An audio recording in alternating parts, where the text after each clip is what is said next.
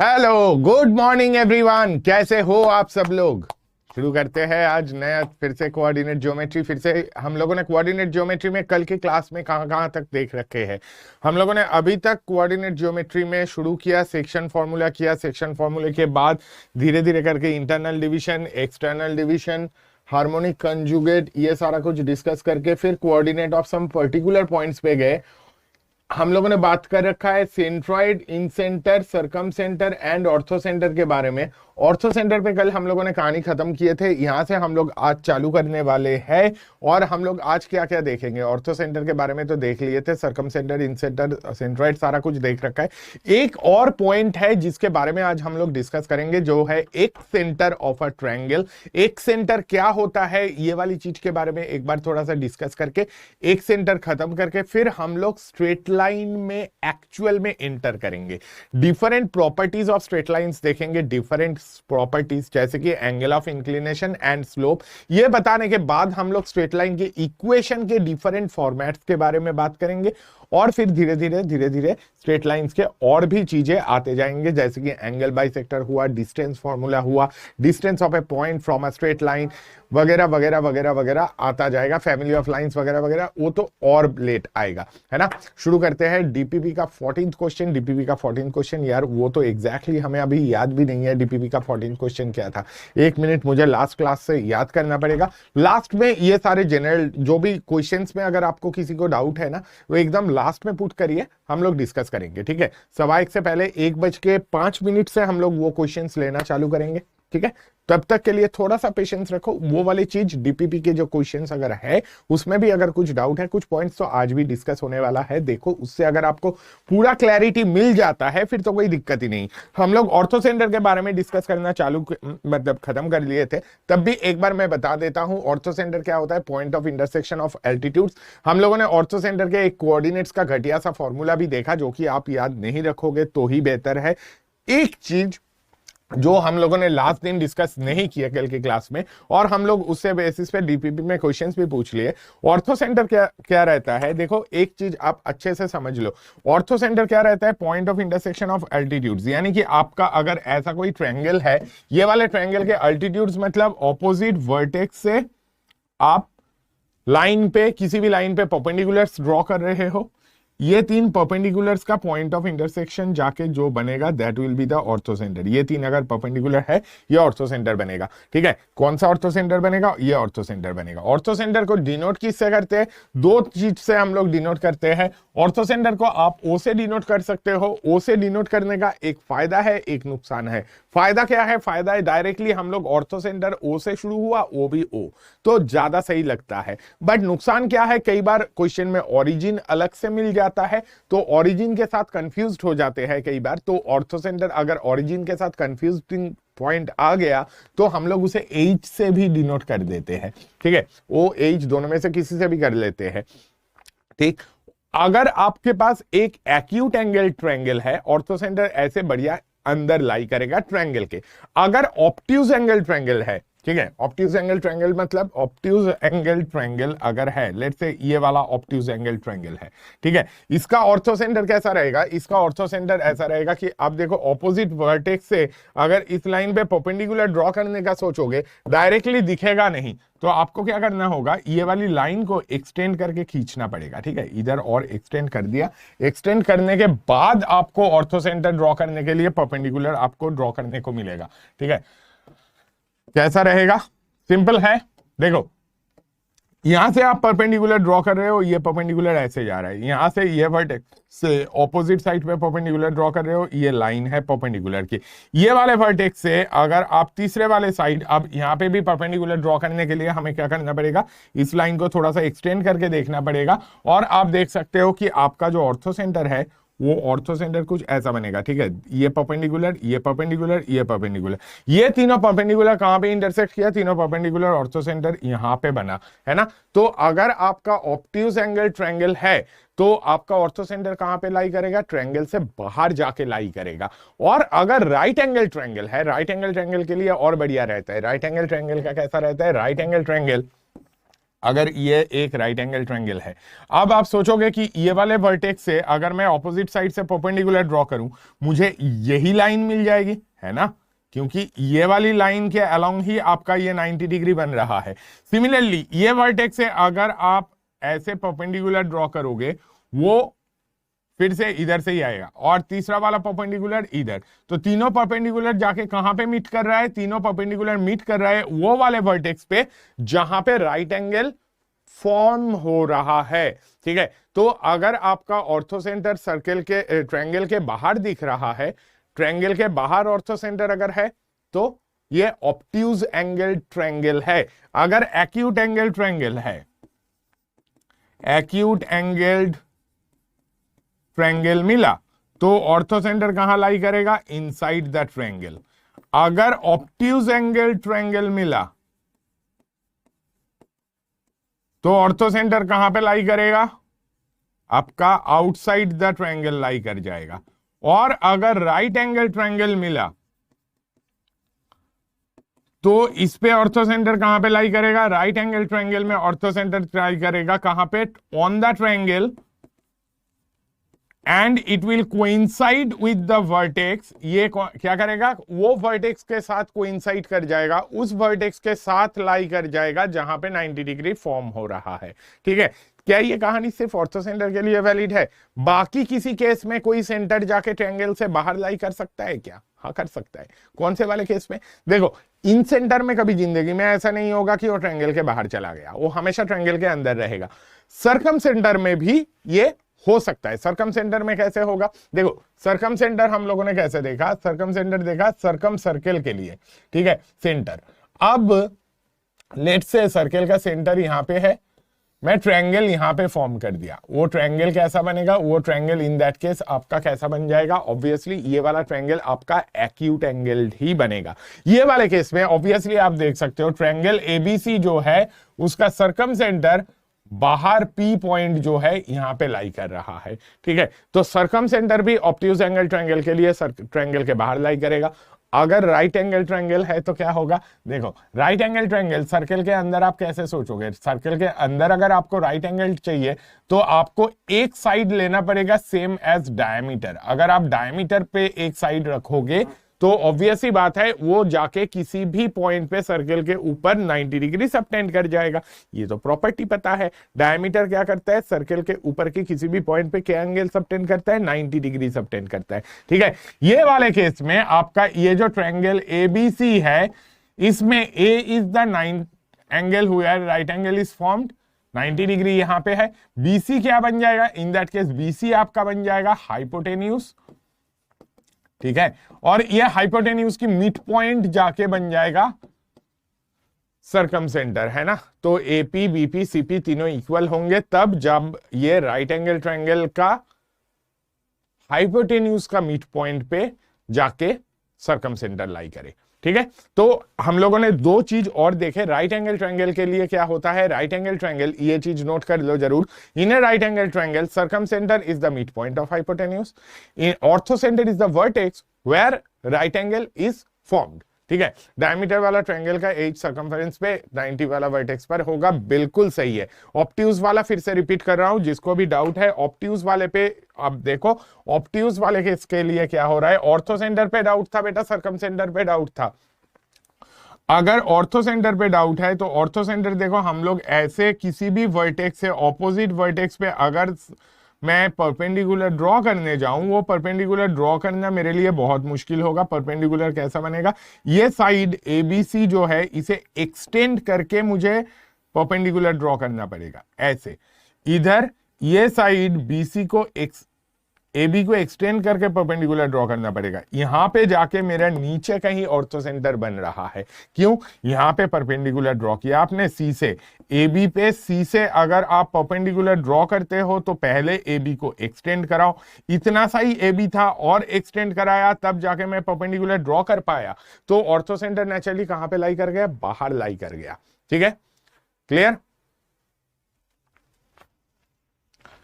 ठीक है, एक बार सर्कम सेंटर बता दूं, सर्कम सेंटर फिर से बता दूं, सर्कम सेंटर के लिए क्या होता है, देखो सर्कम सेंटर सिंपली समझो, सर्कम सेंटर क्या होता है, सर्कम सर्कल का सेंटर, सर्कम सर्कल का सेंटर, सर्कम सर्कल क्या चीज है? सर्कम सर्कल ये है जो कि ट्रायंगल के तीनों वर्टेक्स के थ्रू पास हो रहा है, वो वाला सर्कल है ना। तो अगर आपका ये सर्कम सर्कल है, ट्रायंगल देखो ऐसा बनेगा तब जब ये ट्रायंगल खुद एक्यूट एंगल्ड है ना, तभी जाके सर्कम सेंटर क्या करेगा, अंदर लाई करेगा। ठीक है, परपेंडिकुलर बाइसेक्टर से हम लोग फॉर्मूला जानते हैं, मतलब चीज हम लोग इवेल्युएट करते हैं, बट आप सिंपली समझो सर्कम सेंटर मतलब ट्रायंगल क्या, जो तीनों वर्टेक्स के थ्रू सर्कल मिलेगा, उस सर्कल का सेंटर देखना होगा तो सर्कम सेंटर होगा। ठीक है, एपी बीपी सीपी उस केस में इक्वल होगा। अब अगर एक्यूट एंगल्ड है तो अंदर लाई कर गया। ठीक है, एक्यूट एंगल्ड है तो अंदर लाई करेगा। ऑब्ट्यूज एंगल्ड के लिए क्या हो जाएगा, अगर ऑब्ट्यूज एंगल्ड के लिए आप सर्कम सर्कल ढूंढ रहे हो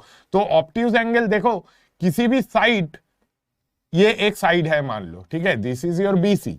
अब ये साइड अगर आप चाहते हो कि 90 से ज्यादा एंगल सबटेंड करे, ये साइड सर्कल के किसी एक पॉइंट पे 90 से ज्यादा एंगल सबटेंड कराना अगर आप चाहोगे, तो वो पॉइंट आप इस लाइन के ऊपर लोगे नीचे लोगे। अगर आप बीसी लाइन चाहते हो सर्कल के ऊपर के किसी पॉइंट पे 90 से ज्यादा एंगल सबटेंड कर जाए, तो आप बीसी के ऊपर वो पॉइंट कंसीडर करोगे, नीचे पॉइंट कंसीडर करोगे, ये सोच लो, बाकी चीज अपने आप आपको समझ में आ जाएगा।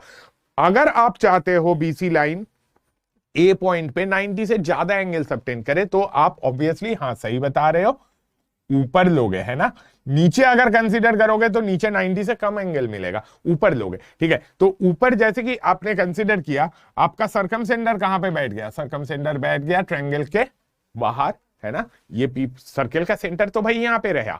ठीक है, तो सर्कम सेंटर कहां पे बन गया, ट्रायंगल के बाहर बन गया। ठीक है, तो अगर ऑब्ट्यूज एंगल ट्रायंगल है, आपका सर्कम सेंटर क्या होगा, आपका सर्कम सेंटर जाके ट्रायंगल से बाहर बैठेगा। और अगर आपका राइट एंगल ट्रायंगल है, राइट एंगल ट्रायंगल वाले केस में क्या होगा, आपको अगर एक साइड चाहते हो इस सर्कल पे 90 डिग्री सबटेंड करे, कोई भी लाइन सर्कल पे 90 डिग्री सबटेंड कब कर सकता है, सर्कल के किसी पॉइंट पे, जब वो लाइन खुद सर्कल का डायमीटर हो। लाइन मतलब कॉर्ड की बात कर रहा हूं मैं, एक सर्कल का कॉर्ड सर्कल के ऊपर किसी पॉइंट पे 90 डिग्री जाके भाई तब सबटेंड करेगा जब वो सर्कल के डायमीटर के अलोंग हो। ठीक है, तो अब जैसे कि ये डायमीटर के अलोंग हुआ बीसी, ए पॉइंट किधर भी लो 90 मिलेगा। ठीक है, और सेंटर कहां पे मिलेगा, सेंटर मिलेगा भाई सर्कल के, सेंटर तो यहीं पे है, बीसी के मिड पॉइंट। बीसी क्या है, बीसी बन जाएगा हाइपोटेन्यूज, बीसी हाइपोटेन्यूज बनेगा, तो हाइपोटेन्यूज के मिड पॉइंट पे जाके सर्कम सेंटर बैठेगा। ठीक है, clear. What is significance of ortho centre, what is significance of ortho centre, ortho centre भाई अल्टीट्यूड्स का पॉइंट ऑफ इंटरसेक्शन है। इसके और भी कुछ कुछ सिग्निफिकेंस है ऑफ कोर्स, बट वो सिग्निफिकेंस यार हम लोग सॉल्यूशन ऑफ ट्रायंगल्स में सीखे, ज्यादा अच्छा रहेगा। ठीक है, क्लियर।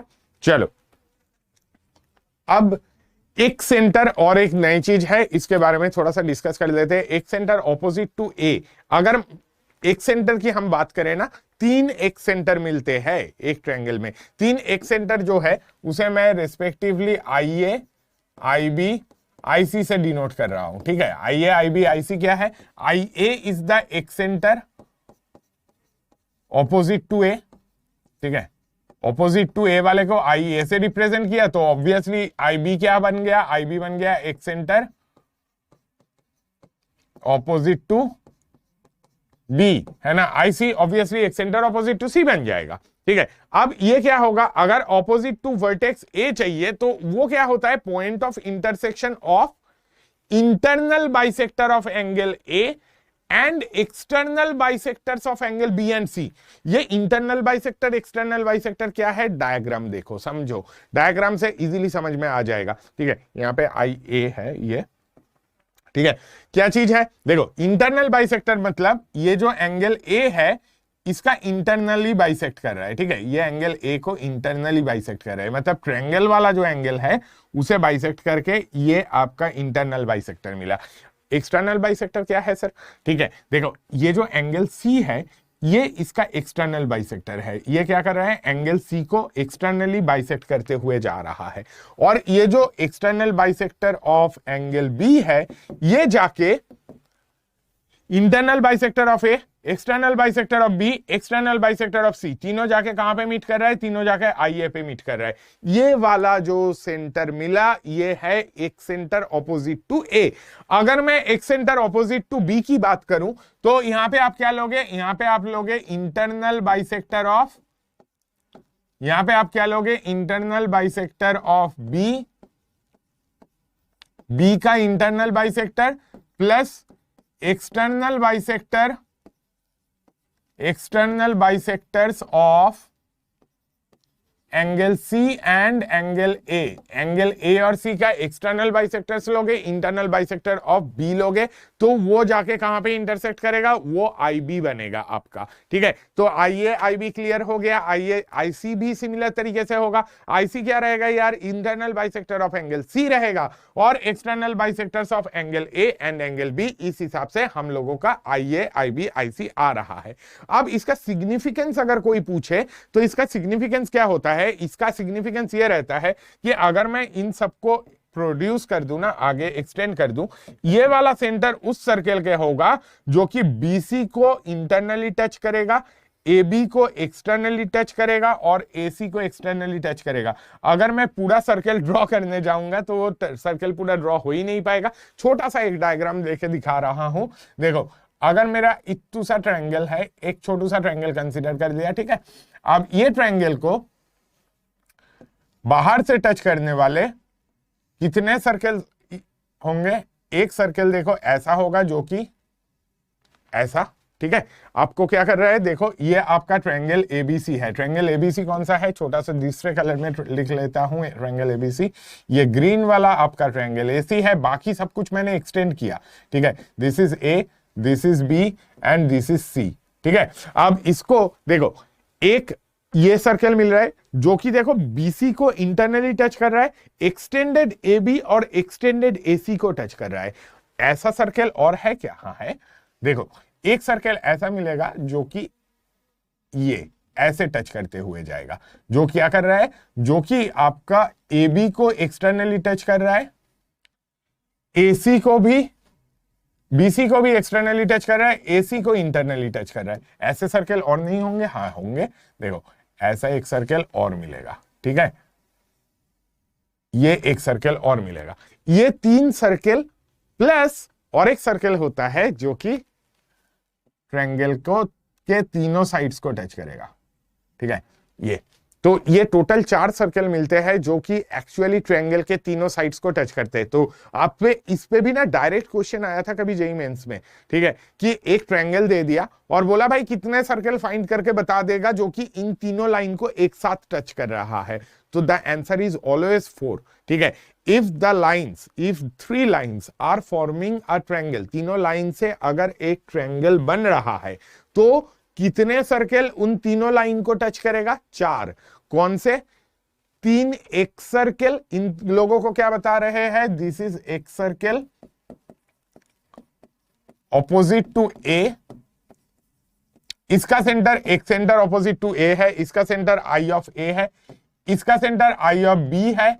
ये क्या है, ये है एक सर्कल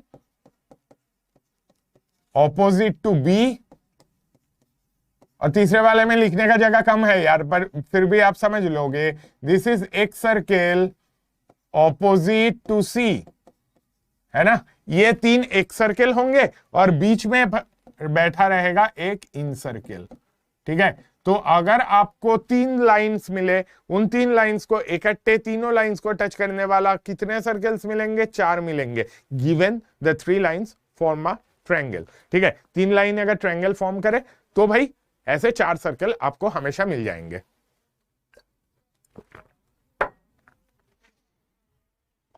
फिर से आइडिया, अगर आपको कभी भी 3 सर्कल लाइंस दिखे ऐसा जो कि एक ट्रायंगल फॉर्म कर रहे हैं, उन्हें तीनों को टच करने वाले कितने लाइंस मिलेंगे, 4। 3 एक सर्कल, एक सर्कल ऑपोजिट टू बी, एक सर्कल ऑपोजिट टू ए, एक सर्कल ऑपोजिट टू सी, और बीच में बैठे रहेगा एक इन सर्कल। अब एक सर्कल ऑपोजिट टू ए का फॉर्मूला वो ज्यादा इंपॉर्टेंट है। यहां से तो अगर आपको क्वेश्चन दिया जाए तो डायरेक्ट क्वेश्चन पूछेंगे, डायरेक्ट क्वेश्चन बहुत सिंपल फॉर्म का रहेगा। 3 लाइन दे देंगे और बोलेंगे कि भाई ये 3 लाइन को टच करते हुए कितने सर्कल जाएंगे, 4। ठीक है, कब? जब तीनों लाइन एक ट्रायंगल फॉर्म करेगा। तीनों लाइन ट्रायंगल फॉर्म करेगा कि नहीं करेगा, वो चीज हम लोग देख सकते हैं, धीरे धीरे आ जाएंगे उस पे। तीनों लाइन ट्रायंगल यार कब फॉर्म नहीं करेगा? 2 केस में नहीं करेगा, जब तीनों लाइन एक पॉइंट के थ्रू पास करे।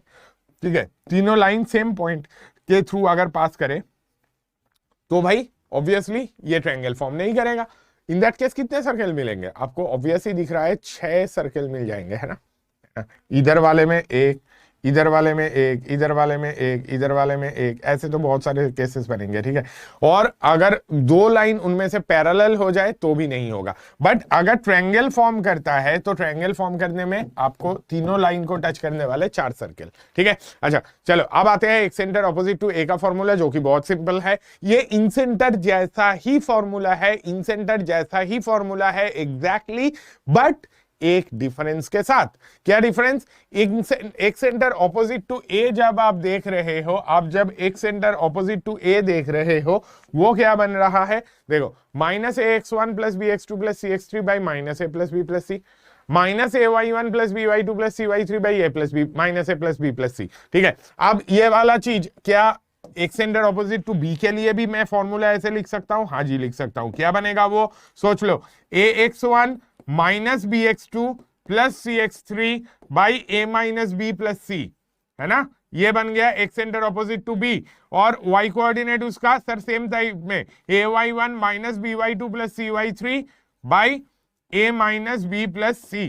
ये आपका एक सेंटर ऑपोजिट टू बी बन गया। अगर मैं एक सेंटर ऑपोजिट टू सी बनाऊं तो फिर क्या होगा? सेम तरीके से समझ में आ जानी चाहिए। ऑपोजिट टू ए में क्या हुआ?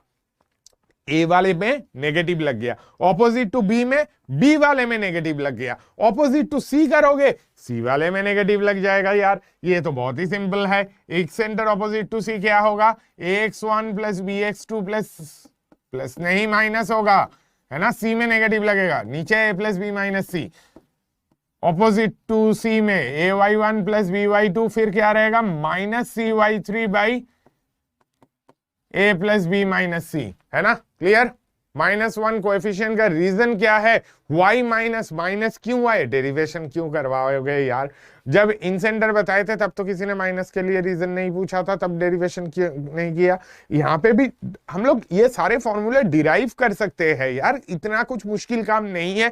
डिराइव करने के लिए आइडिया वही वाला लगेगा कि कोई भी आपका एंगल बाइसेक्टर क्या करता है? ऑपोजिट साइड को डिवाइड करता है in the ratio of the sides containing the angle. उसी आइडिया से ये वाले चीज डिराइव हुए हैं। ठीक है, ऑफ कोर्स मैंने नहीं बनाया, किसी ने पहले से बना रखा था। मैं भी बच्चा जब था तब ये चीज डिराइव करना डेफिनेटली सीखा था, बट अभी इसके डेरिवेशन पे हम लोग टाइम वेस्ट नहीं करेंगे यार। आई ए क्या चाहिए? आई ए में क्या होगा? ए के ऑपोजिट वाला जो है उसमें माइनस लग जाएगा, आई बी में बी वाले में माइनस लगेगा, आई सी में सी वाले में माइनस लगेगा, है ना। ठीक है, क्लियर? चलो अब इसके एक छोटा सा क्वेश्चन करके डायरेक्टली बता दो। Find the coordinates of center opposite to vertex B if the vertices are at 0, 0, 5, 12 and 16, 12। ठीक है, ABC मैंने नाम दे दिया। नाम अगर नहीं भी दिया होता तो भी कोई दिक्कत नहीं थी। आप मान लो कि this is A is at 0, 0, अब तो गिवन ही है। B is 5, 12। ठीक है, C is 16, 12। ऑफ कोर्स आपको क्या चाहिए? ऑपोजिट टू वर्टेक्स बी चाहिए, ऑपोजिट टू वर्टेक्स बी चाहिए।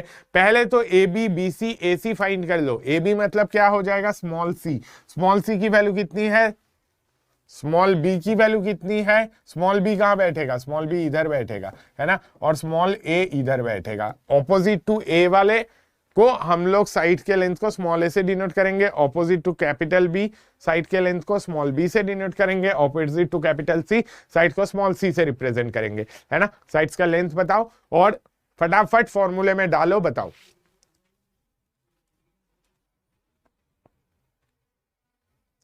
के अंदर डेरिवेशन ऑफ फॉर्मूलाज भी useful for JEE advance level questions? नहीं ऐश्वरी, वो भी नहीं होगा सच। उसके फॉर्मूले के डेरिवेशन से जेई एडवांस में भी कुछ खास फायदा नहीं मिलेगा। इन सेंटर के डेरिवेशन से एक बहुत अच्छी इनइक्वालिटी बनते हैं। वो इनइक्वालिटी मैं कोशिश करूंगा कि अगर टाइम पे ये चीज खत्म हो जाए तो हम लोग डेफिनेटली सॉल्व करेंगे। इनइक्वालिटी बहुत प्यारा है। लॉ कुमार डेरिवेशन में नहीं जा रहे भाई, डोंट वरी।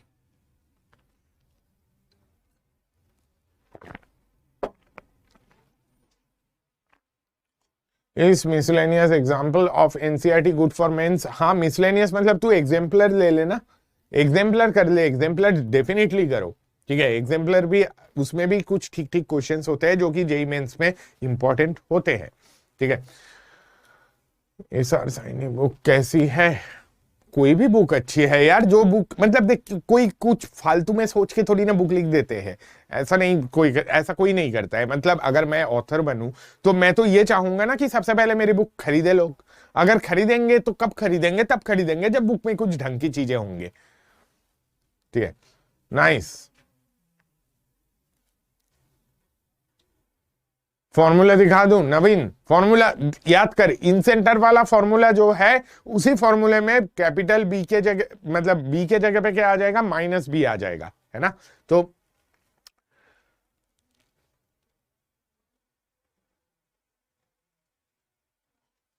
चलो चलो चलो जल्दी। एररलेस कैसा है? Not bad. ए बिल्कुल सही। चलो स्मॉल सी कितना आ जाएगा? स्मॉल सी आ जाएगा 13, बिल्कुल। स्मॉल ए कितना आ जाएगा? ये बन जाएगा रूट, ये बन जाएगा 11। स्मॉल बी कितना बन जाएगा? स्मॉल बी मेरा बन जाएगा ऑब्वियसली 0,0। 16,12 का डिफरेंस कितना, इसका डिस्टेंस कितना हो जाएगा? डिस्टेंस आ जाएगा 20, है ना। तो ये सारा चीज मुझे मिल गया। अब देखो फॉर्मूले में ही डालना था, क्या करना था? ax1 11 into 0, 11 into 0 minus B X two कितना बनेगा? -5 इंटू 20 प्लस कितना आ जाएगा? 13 इंटू 16 cx3 डिवाइडेड बाई क्या है? डिवाइडेड बाई है a minus b plus c, है ना। बढ़िया। फिर दूसरा वाला ay1 11 into 0 minus b 20 into 12 plus c 13 into 12 cy3, है ना। दिस डिवाइडेड बाई नीचे तो वही रहेगा 11 माइनस 20 प्लस 13। क्या आ रहा है आंसर? पॉजिटिव में सबका y कोऑर्डिनेट जिसका भी पॉजिटिव में आ रहा है प्लीज चेक करें।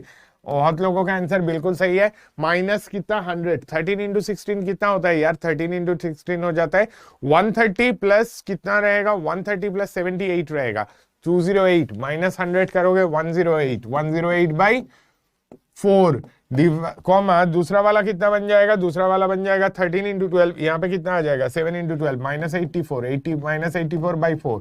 बहुत बढ़िया। मोशिश प्रिया पाटीदार, बहुत लोगों का बिल्कुल सही आंसर है। दिव्यांश, सौरभ शुक्ला, क्या बात है। सचप्रीत, आपका y कोऑर्डिनेट में थोड़ा सा गड़बड़ हो गया। एबीसी कैसे फाइंड हुआ? देख भाई, जिनको एबीसी में डाउट है इन दोनों के बीच में डिस्टेंस फॉर्मूला लगाना। 5 माइनस 0 का होल स्क्वायर 5 स्क्वायर, 12 माइनस 0 का होल स्क्वायर 12 स्क्वायर, कितना बना? 13, ठीक है। इन दोनों के बीच में डिस्टेंस फॉर्मूला लगा ले। डिस्टेंस फॉर्मूला लगाएगा तो क्या आएगा? √16 माइनस 5 11 का स्क्वायर प्लस 12 माइनस 12 0 का स्क्वायर विच इज 11, ठीक है। इन दोनों के बीच में √16 स्क्वायर प्लस 12 स्क्वायर, ये कितना बना? 16 square plus 12 square, under root आपका कितना आ जाएगा? This will be 400 which is equal to 20, ठीक है। बहुत बढ़िया, बहुत बढ़िया। एबीसी की वैल्यू क्षितिज आप समझ में आ गया? किसी को कोई डाउट नहीं है? देखो डिफरेंस कैसे निकालते हैं। डिफरेंस नहीं रे भाई, डिस्टेंस। उमेश डिस्टेंस देखा ना भाई, इनके बीच में डिस्टेंस 2 पॉइंट के अगर गिवन है x1 y1 x2 y2, distance क्या होता है? Square root of x2 minus x1 का whole square plus y2 minus y1 का होल स्क्वायर, है ना, इसका स्क्वायर रूट। ये डिस्टेंस फॉर्मूला ये हम लोग फर्स्ट क्लास में करे थे कोऑर्डिनेट के, उसी को तो यूज कर रहा हूं। तो क्या आ जाएगा? ऑब्वियसली 27 बाई 27 कॉमा माइनस 21, यही यूज कर रहे हैं, है ना। 94 कहां से आएगा भाई? -84 आ जाएगा। और इसे ऐसे समझ लेना, 13 12 माइनस 20 इंटू 12, 12 तो कॉमन गया, अंदर कितना? 13 माइनस 20 कितना बन जाएगा? 12 इंटू -7, -84। ठीक है, क्लियर, नाइस। जय, उम्मीद नहीं थी क्या बेटा? होगा ना, बिल्कुल हो जाएगा, सही होगा। यामिनी, अनिल, बहुत बढ़िया। चलो आगे बढ़े। अमन, ऐसा कुछ नहीं है।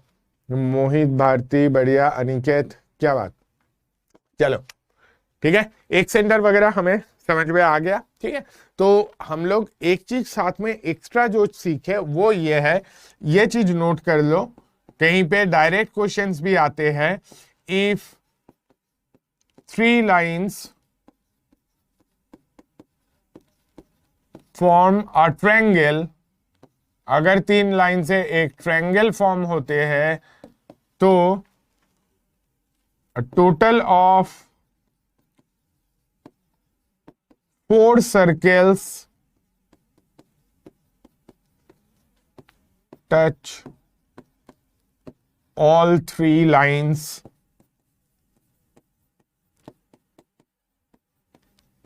simultaneously। ठीक है, 3 लाइन से अगर ट्रायंगल फॉर्म करता है तो एक टोटल 4 सर्कल मिलके वो 3 लाइन को टच करेगा हमेशा। ठीक है, वो 4 सर्कल्स जो है, वो 4 सर्कल्स का ब्रेकअप जानना चाहते हो तो आपको मिलेगा 1 इन सर्कल एंड 3 एक सर्कल्स हमेशा। ठीक है, क्लियर, नोट हो गया? फटाफट नोट कर लो इस चीज को, फिर हम लोग आगे बढ़ते हैं। अश्विनी क्या बोल रहे हैं? Trigonometry is basically hit and trial, and hit and trial के साथ साथ ढेर सारे फॉर्मूले, उसे क्यों छोड़ रहा है? बिना फॉर्मूले के तू हिट एंड ट्रायल भी क्या करेगा? ठीक है, चलो आगे बढ़ते हैं, है ना, क्लियर है? चलो, बैकलॉग के बारे में जिसका भी डाउट, मतलब अभी भी बैकलॉग क्लियर करने में इशू आ रहे हैं, उन सब के लिए हम लोग लास्ट में थोड़ा सा डिस्कशन रखेंगे, लास्ट के 5 मिनट में। ठीक है, तब तक के लिए थोड़ा सा वेट कर लो। ठीक है, चलो अब आते हैं, अब हम लोग हार्डकोर स्ट्रेट लाइंस पे घुस रहे हैं। ठीक है, यहां पे आपकी स्ट्रेट लाइन की एक्चुअल कहानी चालू हो रही है। तो अगर इससे पहले वाले कोऑर्डिनेट ज्योमेट्री का जो पार्ट्स हम लोगों ने सीखे, स्पेसिफिकली उसमें जो ये थे इन सर्कम सेंटर, ऑर्थो सेंटर वगैरह वगैरह, उसके फॉर्मूले तो यार पसंद ही नहीं आए होंगे मैक्सिमम लोगों को, मुझे भी नहीं आया था ऐसा। ठीक है, अब वो सारे चीज अगर आप फॉर्मूले वगैरह याद नहीं रखोगे, circum centre, ortho centre, specifically ये दोनों चीज की फॉर्मूला आप भूल जाओ। ठीक है, वो सब चीज कैसे फाइंड करना है हम लोग यहाँ पे भी सीखेंगे। हम लोग स्ट्रेट लाइंस के डिफरेंट प्रॉपर्टीज के बारे में बात करेंगे, उनके एप्लीकेशंस के बारे में बात करेंगे। एक चीज समझो यार, ये सारा कुछ बनाया क्यों गया है? अब पहले अगर ये चीज पे फोकस करोगे ना, आप सोचोगे कि नहीं यार मेरे को तो जल्दी जल्दी सारे फॉर्मूले रटने हैं और उसे क्वेश्चन सॉल्व करने हैं, बट आप वो सारा चीज परफेक्टली तभी जाके ज्यादा अच्छे से कर पाओगे जब आप इसके पीछे की कहानी समझोगे, उसको विजुअलाइज कर पाओगे और उसको अप्लाई अकॉर्डिंगली करो। ठीक है, नहीं तो मैथ्स बिना पर्पस के थोड़ी ना बने हैं। बच्चों को परेशान करने के लिए तो यार मैथ्स नहीं बने हैं, ये चीज से तो एग्री करोगे ना कि बच्चों को परेशान करने के लिए मैथ्स नहीं बने हैं। मैथ्स किस लिए बने हैं? मैथ्स बने हैं हम लोगों की लाइफ को आसान करने के लिए। ठीक है, कैसे आसान करने के लिए? हमें तो कैसे दिखता ही नहीं है, कहीं भी एनर्जी कूद जाता है और क्वेश्चन बिगाड़ देता है। ऐसा नहीं है भाई, हम लोगों को जहां भी फिजिक्स में प्रॉब्लम आती है, फिजिक्स क्या करती है? फिजिक्स एक कंसेप्ट को आपको समझाते हैं और उसके बाद उस चीज को मैथमेटिकली एक्सप्रेस कराते हैं, है ना। केमिस्ट्री में भी मैक्सिमम जगह पे क्या होता है, जहां पे इनऑर्गेनिक चल रहा है उसे छोड़ दे भाई, ऑर्गेनिक को भी छोड़ दो।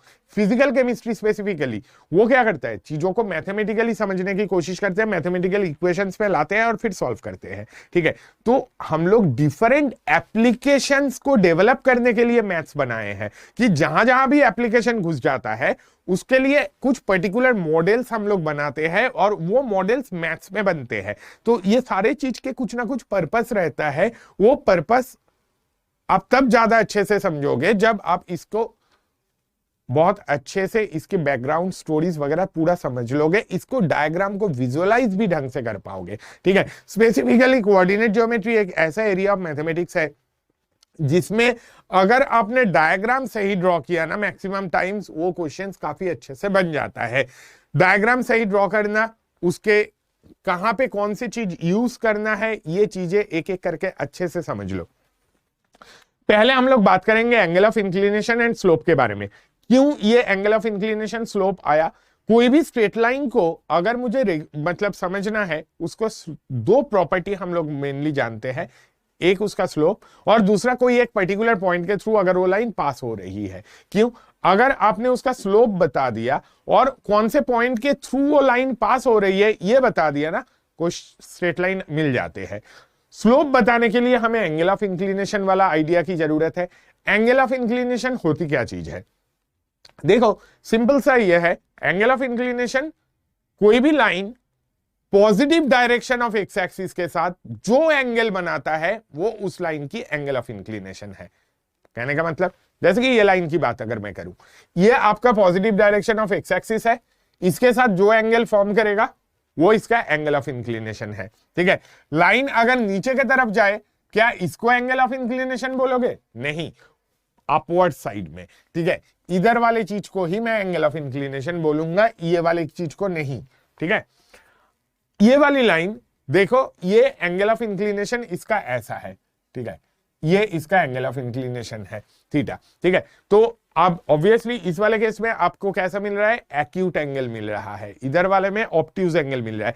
अगर आपका एंगल ऑफ इंक्लिनेशन एक्यूट है, कहीं पे भी मिला 30 डिग्री एंगल ऑफ इंक्लिनेशन है, 75 है, एंगल ऑफ इंक्लिनेशन 17 डिग्री है, 17 डिग्री है, 70 डिग्री है, ये सारे केसेस में आपका लाइन ना ऐसे ही इंक्लाइंड होंगे, हमेशा लाइन ऐसे ही इंक्लाइंड होंगे। तो ये वाला चीज अगर आपको अभी ऑब्वियस लग रहा है, बाद में क्वेश्चंस में कई बार ऑब्वियस नहीं लगता है, इसलिए अभी डिस्कस कर रहा हूं। अगर एक्यूट एंगल मिले तो ये ऐसे ही इंक्लाइंड होंगे, ऑब्ट्यूज एंगल मिले ये ऐसे ही इंक्लाइंड होंगे। देख के ये वाली चीज को लगता है कि ये इंक्रीजिंग है और ये डिक्रीजिंग है। इंक्रीजिंग और डिक्रीजिंग का मतलब देखो, इधर से अगर आप इधर जा रहे हो तो आपके वैल्यूज y की बढ़ते जा रहा है ना। तो अगर आपको एक ऐसा इंक्रीजिंग दिखे तो मतलब वो एक्यूट एंगल पे इंक्लाइंड है। और जब आप राइट से लेफ्ट से राइट की तरफ जा रहे हो, देखो इधर वैल्यू डिक्रीज करते जा रही है y की, तो अगर आपकी लाइन में वैल्यूज डिक्रीज कर रहा है तो मतलब वो ऑब्ट्यूज एंगल पे इंक्लाइंड है। ठीक है, अब ये चीज तो समझ में आ गया। एंगल ऑफ इंक्लिनेशन की मिनिमम वैल्यू कितना पकड़ू?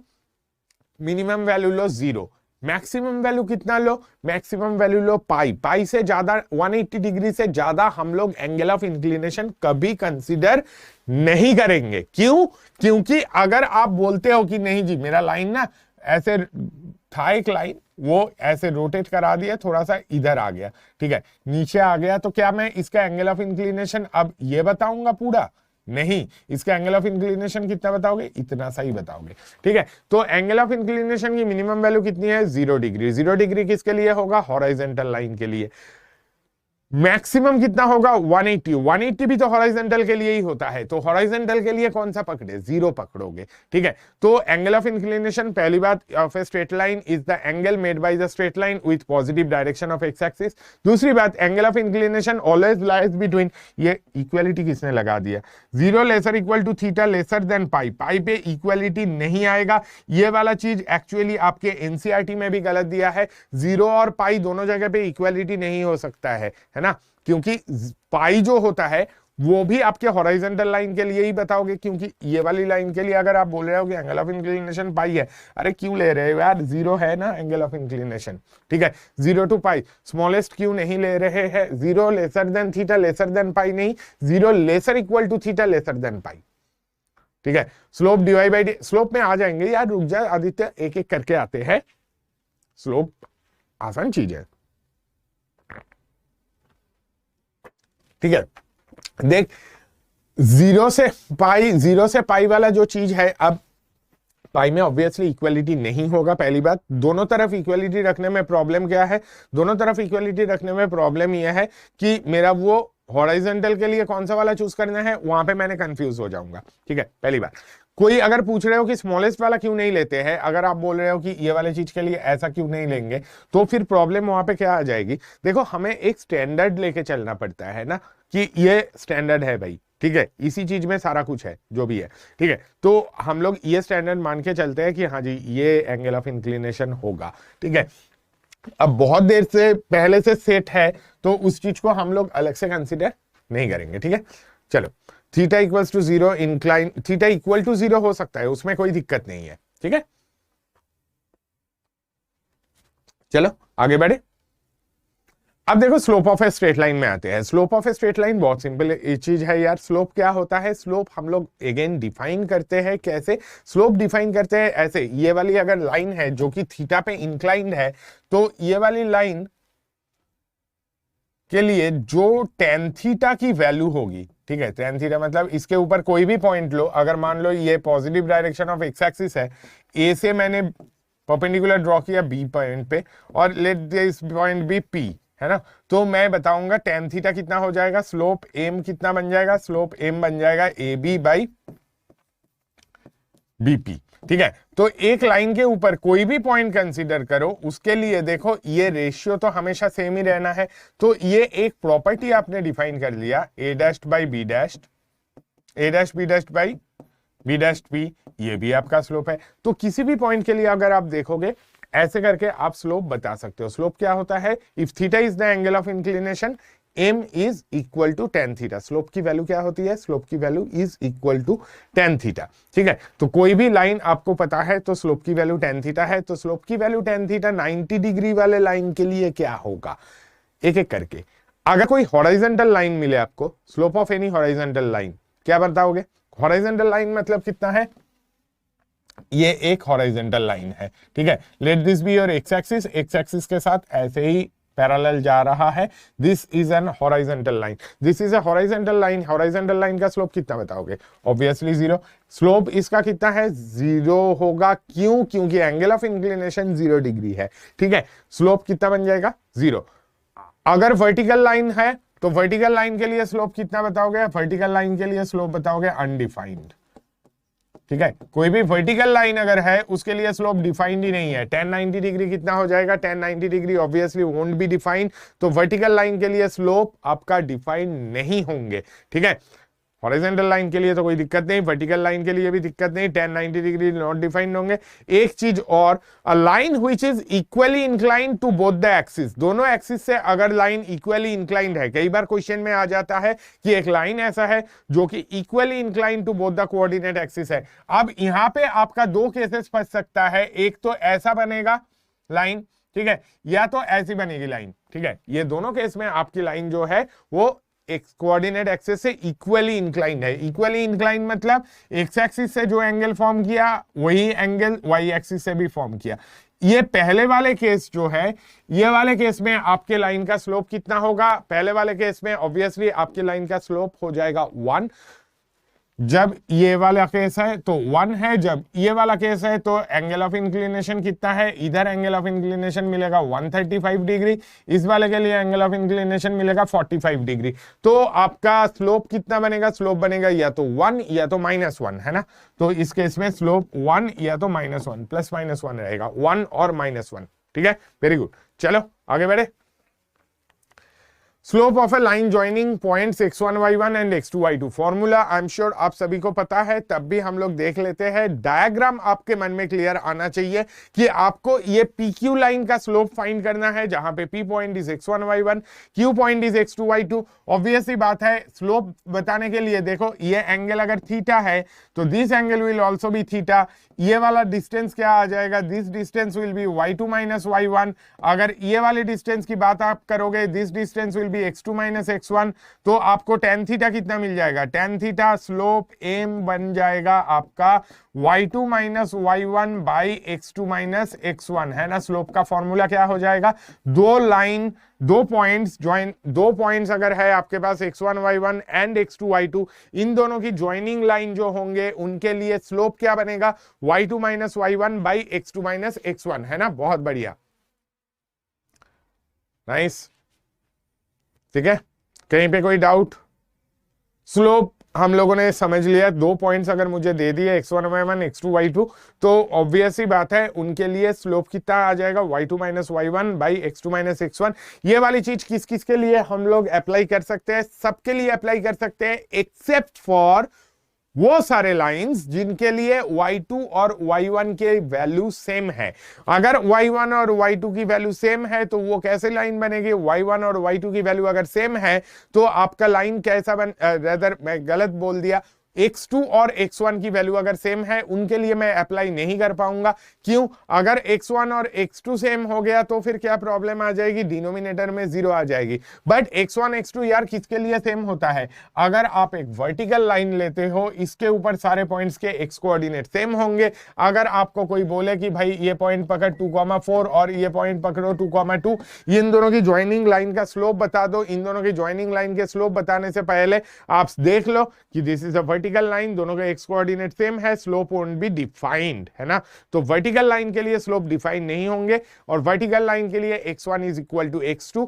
वर्टिकल लाइन छोड़ के बाकी किसी में भी आप ये वाला फॉर्मूला ऑफ कोर्स अप्लाई कर सकते हो, है ना। क्लियर? ठीक है, क्लियर। चलो अब आगे, angle between two lines with respective slopes m1 and m2। Last, इसके बाद हम लोग क्वेश्चंस पे आ जाएंगे। ठीक है, जो भी इतने सारे फॉर्मूले देख के अच्छा नहीं लग रहा है ना, थोड़ा सा 1 मिनट, ये लास्ट चीज है, उसके बाद क्वेश्चंस पे आएंगे। Angle between two lines with respective slopes m1 and m2 अगर मुझे चाहिए तो अगर मान लो कि दो लाइंस है, पहला वाला ये लाइन है जिसका स्लोप m1 है, m1 is equal to tan theta 1, ठीक है, और दूसरे वाले का स्लोप m2 है, m2 is equal to tan theta 2, ठीक है। ये दोनों लाइंस के बीच में एंगल अगर ये थीटा है तो थीटा मैं कैसे देख सकता हूं? थीटा मेरा ये वाले केस में आ जाएगा थीटा 1 माइनस थीटा 2, है ना। थीटा अगर थीटा 1 माइनस थीटा 2 है, tan थीटा क्या बनेगा? tan थीटा आपका बन जाएगा tan of theta 1 minus theta 2, क्या जाएगा फॉर्मूले से? tan theta 1 minus tan theta 2 by 1 plus tan theta 1 tan theta 2, ठीक है। क्या ये हमेशा पॉजिटिव में मिलेगा? नहीं, गारंटी नहीं है। तो हम लोग ये वाले आइडिया से एक्चुअली क्या करते हैं, मॉड्यूलस लगा देते हैं तो हम लोगों को एक्यूट एंगल मिल जाता है। तो अगर थीटा आपका एक्यूट एंगल है, आप मॉड्यूलस लगाओ, थीटा आपको मिलेगा modulus theta 1 minus theta 2। tan theta कितना मिल जाएगा? Modulus m1 minus m2 by 1 plus m1 m2, है ना। यहाँ पे m1 minus m2 by 1 plus m1 m2। यहाँ पे ये जो फॉर्मूला दे रहा हूं मैं, ये फॉर्मूले से आपको क्या मिलेगा? अगर theta is the acute angle, if theta is the acute angle then tan theta will be equal to this। अगर ऑब्ट्यूज एंगल है तो भाई tan थीटा की वैल्यू नेगेटिव आती है ना। दो लाइंस के बीच में, अब आप बोलोगे कि भाई मेरे को कैसे समझ में आएगा कौन सा एक्यूट है कौन सा ऑब्ट्यूज है? देखो, कोई भी दो लाइन मिले, कभी भी ऐसे दो लाइंस मिले, एक एंगल एक्यूट होगा, दूसरा एंगल ऑब्ट्यूज होगा उन दोनों के बीच में, ठीक है। तो जो एक्यूट के लिए वैल्यू आएगी, भाई ऑब्ट्यूज के लिए भी वैल्यू tan थीटा की सेम ही आती है, जस्ट उसका नेगेटिव आती है। क्यों? क्योंकि tan of 180 degree minus theta is minus tan theta. दोनों के बीच में एक्यूट एंगल अगर थीटा है, ऑब्ट्यूज एंगल कितना हो जाएगा? 180 माइनस थीटा। तो tan थीटा की वैल्यू इधर से थीटा एक्यूट एंगल के लिए मेरे को पॉजिटिव मिलेगा। मॉड लगा के आप हमेशा गारंटी ले सकते हो कि वो पॉजिटिव आएगा, ठीक है। तो theta is the acute angle. Theta अगर दो लाइंस के बीच में एक्यूट एंगल है, tan theta is modulus of m1 minus m2 upon 1 plus m1 m2। Formula याद है? सबको याद हो गया? tan थीटा की वैल्यू जब भी हमें दो लाइंस दे दिए जाएंगे जिनके स्लोप्स मुझे पता है, एक लाइन का स्लोप अगर m1 है, दूसरे का स्लोप अगर m2 है, दोनों के बीच में एंगल tan थीटा के लिए modulus m1 minus m2 by 1 plus m1 m2, ठीक है। Clear? 60 and 180 which slope is greater? 60 and 180 120, 60 and 120 which slope is greater? यार कैसी बात कर रहे हैं? 60 और 120 की अगर आप देखोगे, 60 और 120 में 60 वाला तो मुझे इंक्रीजिंग में मिलेगा ऐसे, 120 वाला डिक्रीजिंग में मिलेगा। इधर के लिए स्लोप तुझे √3 मिलेगा, इधर वाले के लिए माइनस √3 मिलेगा। तो ग्रेटर कौन सा है? ऑफ कोर्स √3 ग्रेटर है, इसमें टेंशन ही क्या है। Why we use tan for slope? देख भाई ऐसा है, why we use tan for slope? Simple reason, tan हम लोग स्लोप के लिए यूज एक ही कारण से करते हैं कि वो स्टैंडर्ड पहले से बना रखा है, ठीक है। साइन के लिए क्यों नहीं करेंगे? साइन के लिए ये वाला चीज ऐसे रिलेट करना थोड़ा सा डिफिकल्ट इसलिए होगा। साइन अगर आप करते, लेट्स से साइन के लिए आपको पहली बात देखो, जो मैं ये चीज बता रहा था ना कि पॉइंट से आप परपेंडिकुलर ड्रॉ कर रहे हो, ये रेशियो हमेशा सेम होते जा रहा है। कौन सा रेशियो सेम होगा? आपका ये वाला रेशियो हमेशा सेम होता जाएगा, ठीक है। This line divided by this, this divided by this, this divided by this. अब ये रेशियो तो आप बोलोगे साइन के लिए भी सेम होगा ट्रायंगल में, ठीक है, but at the same time sine ना 0 से 180 के बीच में वैल्यूज रिपीट करते देता है, ठीक है। 0 से 180 के बीच में साइन रिपीट करते हैं तो साइन से बताना थोड़ा सा मुश्किल होगा। हम लोग tan से ये रेशियो ज्यादा इजीली, हम लोग मैक्सिमम चीजें ना स्ट्रेट लाइन में एक्चुअली जो फाइंड करते थे पहले वो रेशियो से बना होता है। tan से बाद में देखा उस चीज को कि हाँ वो रेशियो हम लोग tan के टर्म्स में ले सकते हैं कि अगर एक स्ट्रेट लाइन के ऊपर 2 पॉइंट्स ऐसे लोगे, इनके रेशियोज आपके इक्वल मिलेंगे, ठीक है।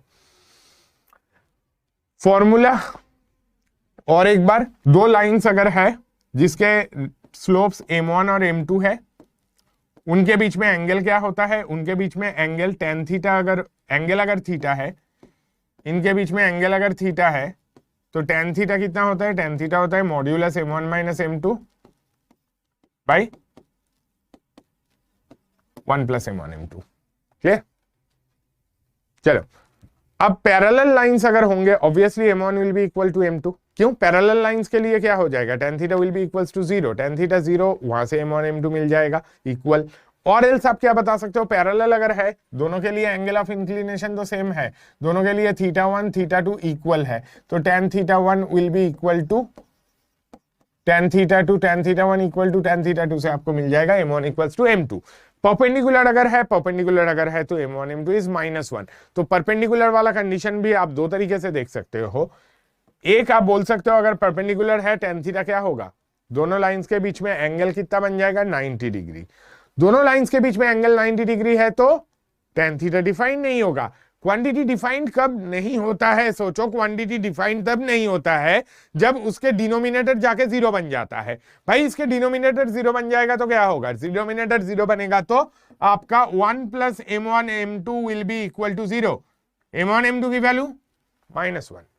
आप ऐसे बता सकते हो, या तो आप ऐसे बता सकते हो कि किसी एक एंगल को अगर आप थीटा मानोगे, किसी का एंगल ऑफ इंक्लिनेशन, तो m1 आपका कितना हो जाएगा, m1 बन जाएगा tan थीटा।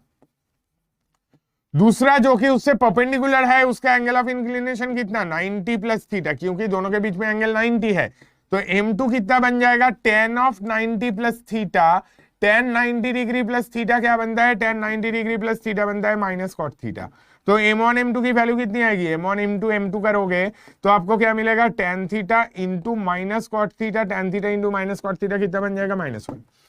दोनों तरह से देख सकते हो कि अगर परपेंडिकुलर है m1 m2 -1 है, पैरेलल है m1 इक्वल्स टू m2 है। जल्दी जल्दी आंसर बताओ, कोई एक लाइन है जिसका स्लोप है 1/3, उसके परपेंडिकुलर लाइन का स्लोप, किसी लाइन का स्लोप इज 1/3, परपेंडिकुलर लाइन का स्लोप क्या बनेगा, परपेंडिकुलर लाइन का स्लोप यार -3 बनेगा, ठीक है, सीधे रेसिप्रोकल का उल्टा, ठीक है।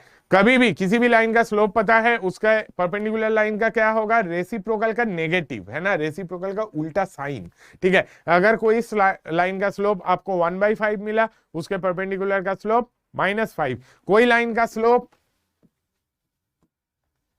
अगर किसी लाइन का स्लोप अनडिफाइंड मिल गया, लाइन का स्लोप ही अनडिफाइंड है, उसके परपेंडिकुलर लाइन का स्लोप बताओ जल्दी। अगर कोई लाइन का स्लोप अनडिफाइंड है, उसके परपेंडिकुलर लाइन का स्लोप कितना, 0, है ना। क्यों, ऑब्वियस ही बात है, लाइन का स्लोप अनडिफाइंड मतलब ऑब्वियस ही बात है कि वो कैसा है, वर्टिकल लाइन है, ठीक है। ये छोटी छोटी चीजों पे प्लीज ध्यान दिया करो, क्योंकि बात यह है, यही चीज कभी बाद में जाके काम आने वाला है। कोई लाइन का स्लोप अनडिफाइंड है मतलब वो वर्टिकल लाइन है, उसके परपेंडिकुलर लाइन हॉरिजॉन्टल, तो उसका स्लोप ऑब्वियसली 0, है ना।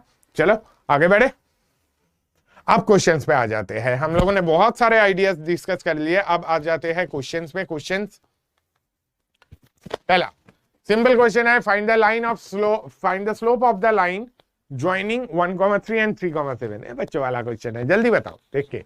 हाँ बिल्कुल सही, इसका स्लोप कितना, ऑफ कोर्स 7 - 3/3 सही लिख रहा हूं, है ना, y2 - y1 by x2 - x1 कितना आ जाएगा, ऑफ कोर्स इसकी वैल्यू 4/2 2, है ना, बिल्कुल सही। चलो आगे, ये तो बहुत आसान था। अगला थोड़ा सा better, find the possible slopes of the line incline to A B at pi by 4, A और बी पॉइंट मैंने दे दिया है ना, मैंने ए और बी दे दिया, ए और बी दे दिया, तो आपको ए बी का स्लोप मिल जाएगा। ठीक है, मैंने क्या बोला, ए बी तो कोई भी लाइन है, ठीक है, ए बी कोई एक लाइन है, इससे परपेंडिकुलर लाइन आपको इससे 45 पे इंक्लाइन चाहिए है ना, तो आपको एक ऐसी लाइन चाहिए जो कि पहले वाले से 45 पे इंक्लाइंड है, या तो इधर से या तो इधर से, दोनों में से किसी भी तरफ 45 डिग्री पे इंक्लाइंड आपको लाइन चाहिए, आपको बताना है उसका स्लोप। बहुत बढ़िया, बहुत बढ़िया। इसका एंगल ऑफ इंक्लिनेशन कितना आना चाहिए, वेरी गुड। कि इसका स्लोप ए बी का स्लोप क्या है, slope of A B, M A B क्या बनेगा, 9 - 7 डिवाइडेड बाई 3 - 5, कितना बन रहा है, 9 - 7 ऑफकोर्स आपका बन जाएगा 2, 3 - 5 - 2 कितना बन जाएगा, -1। इसका स्लोप कितना है, -1। इसका स्लोप अगर -1 है, इस पे 45 डिग्री पे इंक्लाइन लाइन, यार सोच समझ के बताओ, इसमें 45 डिग्री पे इंक्लाइन लाइन का स्लोप 45 डिग्री पे इंक्लाइन चाहिए। अच्छा, किसी लाइन का स्लोप अगर -1 है, वो खुद कितने पे इंक्लाइन है, वो खुद इंक्लाइंड है 135 पे, है ना, ये खुद 135 पे इंक्लाइंड है। हाँ अभिषेक, अभिषेक कुमार 100, आपने क्या किया, आपने ये चीज का आंसर जो मुझे बताया, वो आंसर आपका सिर्फ एंगल ऑफ इंक्लिनेशन था, है ना, आपको स्लोप बताने थे, है ना। तो 135 डिग्री पे इंक्लाइंड है ये लाइन, ठीक, -1 स्लोप है, 130 से 45 डिग्री इधर बनाएगा तो ये अनडिफाइंड स्लोप होगा इसका। अगर आपका इधर 45 डिग्री पे इंक्लाइंड है तो वो एक हॉरिजॉन्टल लाइन बनेगा, हॉरिजॉन्टल लाइन का स्लोप कितना हो जाएगा, इसका स्लोप 0 हो जाएगा। तो आपका आंसर क्या होगा, आपका आंसर 2 पॉसिबिलिटी, एक 0, दूसरा अनडिफाइंड। ठीक है, दोनों पॉसिबिलिटी आपको साथ में लेके चलनी चाहिए, 0 एंड अनडिफाइंड, बिल्कुल सही है। बहुत बढ़िया, बहुत बढ़िया, बहुत लोगों का बिल्कुल बिल्कुल बिल्कुल सही आंसर है, वेरी गुड। चलो, ये बेसिक चीजें हम लोगों ने समझ ली है ना, ठीक। लास्ट एक question, consider the points A 2,3 and B α, 7, find the possible values of alpha is AB is inclined at tan inverse 1/2 with a straight line with slope 1/3। ठीक है, क्वेश्चन के लिए आपको टाइम दे रहा हूं, सोच समझ के। कंसिडर द पॉइंट्स, 2 पॉइंट दे दिया, ए और बी पॉइंट्स, ए और बी पॉइंट में से बी में आपको दिख रहा है एक अननोन क्वांटिटी अल्फा बैठा है, ये अल्फा की वैल्यू आपको चाहिए। अगर A B is inclined at tan inverse 1/2 with a straight line with slope 1/3, एक स्ट्रेट लाइन के साथ जिसका स्लोप 1/3 है, उसके साथ ए बी क्या कर रहा है, इंक्लाइंड एट tan इनवर्स 1/2। ठीक है, तो इंक्लाइंड एट tan इनवर्स 1/2 से आपको पता चल गया थीटा की वैल्यू tan इनवर्स 1/2 है। अल्फा की पॉसिबल वैल्यूज मैं पूछ रहा हूं, coordinate is must for calculus. देख भाई, हम लोग उसी डायरेक्शन से जा रहे हैं एक एक करके, जो टॉपिक के बाद जो टॉपिक कायदे से आना चाहिए। देख, बिना ट्रिगो के अगर मैं कोऑर्डिनेट में घुस जाता, कुछ चीजें हम लोग यहाँ पे भी यूज करेंगे ट्रिगो के, जो कि आपका अदरवाइज पॉसिबल नहीं था। क्वाड्रेटिक हर जगह कंसेप्ट यूज होता है उसका, सीक्वेंस एंड सीरीज हर जगह उसका कंसेप्ट यूज होता है। तो इन टॉपिक्स के बाद कोऑर्डिनेट ट्रिगो आया, फिर कोऑर्डिनेट आया, कोऑर्डिनेट खत्म होने के बाद हम लोगों का आ जाएगा कॉम्प्लेक्स नंबर, जो कि इसी से रिलेटेड काफी हद तक है। उसके बाद कैलकुलस आ जाएगा, उसके बाद धीरे धीरे चीजें खत्म ही होता जाएगा।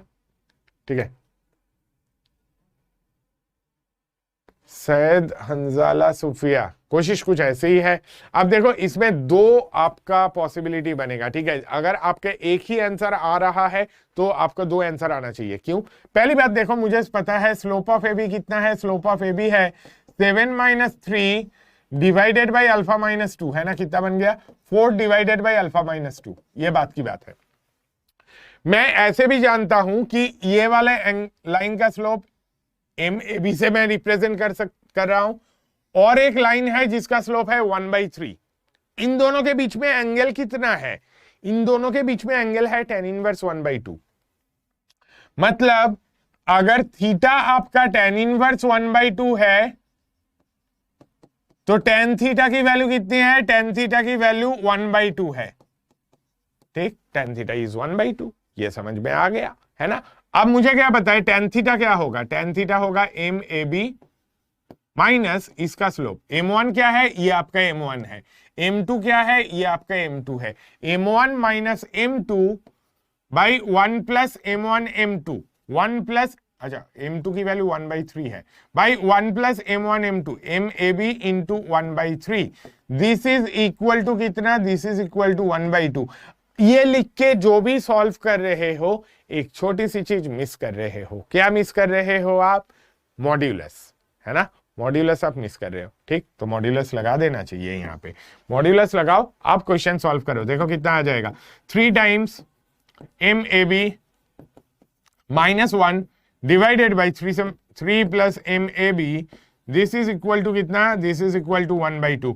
अब यहां से आपके पास दो पॉसिबिलिटी निकलती है, क्या उनसे दो possibility, one possibility is 3 times m A B minus 1 by 3 plus m A B is equal to कितना, 1/2। एक पॉसिबिलिटी, इससे सॉल्व करें, कितना आ जाएगा, 6 m A B minus 2 is equal to कितना, 3 times m A B, 3 plus m A B, तो आपको क्या मिलेगा, 5 times m A B is equal to 5। M A B की वैल्यू कितनी है, एम ए बी की वैल्यू इज इक्वल टू 1। अगर ये इक्वल टू 1 है मतलब 4 by alpha minus 2 is equal to 1, तो जिसने मेरे को आंसर 6 बताया था वो बिल्कुल करेक्ट था, बट वो एकमात्र करेक्ट आंसर नहीं है। अल्फा इक्वल्स टू 6 यहां तक बिल्कुल करेक्ट है, वेरी गुड, जहां जिसका भी आंसर 6 आया। अब इसका दूसरा पॉसिबिलिटी क्या है, सेकेंड पॉसिबिलिटी मुझे मिलेगा 3 times m A B minus 1 by 3 plus m A B, this is equal to कितना, दिस इज इक्वल टू -1/2 भी तो हो सकता है। मॉड ओपन करोगे प्लस माइनस दोनों मिलेगा, तो आपको क्या मिल जाएगा, आप लिख सकते हो, देखो 6 m A B minus 2 equal to -3 minus कितना, -3 माइनस एम ए बी, है ना, तो आपको क्या मिला, 7 times m A B is equal to कितना, दिस इज इक्वल टू -1। तो एम ए बी की वैल्यू कितनी है, दिस इज -1/7। अगर ये 1 - 1/7 है, 4 by alpha minus 2 is equal to -1/7।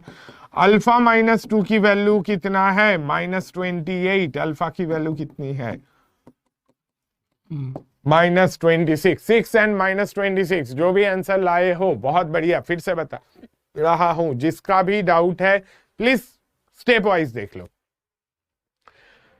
आपको क्वेश्चन में क्या गिवन है, आपको क्वेश्चन में गिवन है एक लाइन जिसमें पॉइंट्स है 2,3 एंड अल्फा 7, और बोला है कि ये लाइन जो है ये क्या करती है, ये इंक्लाइंड है एट एंगल tan इनवर्स 1/2, किसके साथ, एक स्ट्रेट लाइन जिसका स्लोप 1/3 है। ठीक है, तो मैं क्या समझ रहा हूं, मैं समझ रहा हूं ये मेरा m1 है और ये मेरा m2 है। ठीक है, कैसे, पहले वाली लाइन का स्लोप ए बी का स्लोप ये, और दूसरी वाली लाइन का स्लोप जिसका स्लोप 1/3 गिवन है उसका स्लोप m2 है। तो मुझे क्या पता है दोनों के बीच में एंगल कितना होगा, modulus of m1 minus m2 by 1 plus m1 m2। इसकी वैल्यू कितनी होनी चाहिए, इसकी वैल्यू होनी चाहिए same as tan theta. tan theta कितना है, 1/2, तो उसकी वैल्यू 1/2। इक्वेट किया, सॉल्व किया, दो पॉसिबिलिटी दिखा, क्या पॉसिबिलिटी, एक तो this is equals to half और this is equals to minus half. This equals to half से मुझे एम ए बी की वैल्यू मिली 1, और this is equals to minus half से मुझे एम ए बी की वैल्यू मिली -1/7। पहले वाले से एम ए बी की वैल्यू मुझे पता रखा है, मैंने पता कर रखा है, एम ए बी क्या है, 4 बाई अल्फा माइनस 2। सॉल्व कर रहा हूं भाई, और कुछ नहीं। 30 आ रहा है फर्स्ट का, 30 कैसे आ गया भाई, m A B 4 by alpha minus 2 जिसकी वैल्यू 1 है, अल्फा की वैल्यू 6 आ जाएगी यहाँ पे। माइनस हाफ कैसे आया, अरे यार देख, मॉड एक्स इक्वल्स टू अगर आपको 3 दिया है तो मतलब क्या निकलता है, x इक्वल्स टू 3 और x इक्वल्स टू -3। अगर मॉड एम ए बी आपको 1/2 मिला है तो इस मतलब मॉड एम ए बी नहीं, रेदर मॉड एक्स ही ले लो। मॉड एक्स अगर 1/2 मिला है तो क्या मतलब x इक्वल्स टू 1/2 और x इक्वल्स टू -1/2, दोनों लेना है नहीं लेना है। ठीक है, मॉड x इक्वल्स टू 3 मतलब x इक्वल्स टू क्या है, +-3। Mod x equals to half मतलब x इक्वल्स टू कितना है, +-हाफ, +हाफ, -हाफ। दोनों पॉसिबिलिटीज को मुझे कंसीडर करना था, दोनों पॉसिबिलिटीज को कंसीडर किए। अकॉर्डिंगली मुझे एम ए बी की दो अलग अलग वैल्यू मिली, एक वैल्यू मिली 1, दूसरी वैल्यू मिली -1/7। ये वैल्यूज किससे इक्वल हो सकता है? This values can be equal to 4/α-2। 4/α-2 की वैल्यू कितनी हो सकती है? 4/α-2 कैन बी इक्वल टू 1 और -1/7। अकॉर्डिंगली मुझे अल्फा की वैल्यू मिल गई। ठीक है, ये देख, नहीं समझ आया भी है, एनसीईआरटी का क्वेश्चन भी है। इनफाइनाइट एंड अनडिफाइंड डिफरेंस अलग से सुरेंद्र लास्ट में इनफाइनाइट एंड अनडिफाइंड डेफिनेटली बताएंगे। पॉसिबल वैल्यूज दो ही तो होगा, हाँ ऑब्वियसली दो होगा। फिर से एक्सप्लेन विथ ग्राफ, अगर ग्राफ से देखना चाहेगा तो इसमें आपको अल्फा की वैल्यू पहले से अगर पता होती तो फिर आप ग्राफ से देखना आपके लिए ज्यादा इजी पड़ता है। यहाँ पे भाई, यहाँ पे अल्फा की वैल्यू आप ग्राफ से ट्रेस नहीं कर सकते हो, क्योंकि हमें ग्राफ तो एग्जैक्ट पता करने के लिए पॉइंट के कोऑर्डिनेट्स पता होने चाहिए। ठीक है, जो कि आपके पास अभी है नहीं। और स्लोप 1/3 है। देखो हम लोग इतना देख सकते हैं कि स्लोप 1/3 वाली लाइन कैसी होगी? स्लोप 1/3 वाली लाइन कुछ ऐसी होगी। इसके साथ 1/2 एंगल, tan इनवर्स 1/2 में एक इधर से इंक्लाइंड है, एक इधर से इंक्लाइंड है। इनमें से किसी एक में 2,3, ये पॉइंट मान ले कि 2,3 है। ठीक है, ये 2,3 से इधर α,7 हो सकता है और इधर भी कहीं पे α,7 हो सकता है। अकॉर्डिंगली अल्फा की वैल्यू मिलेगी। ठीक है, क्लियर?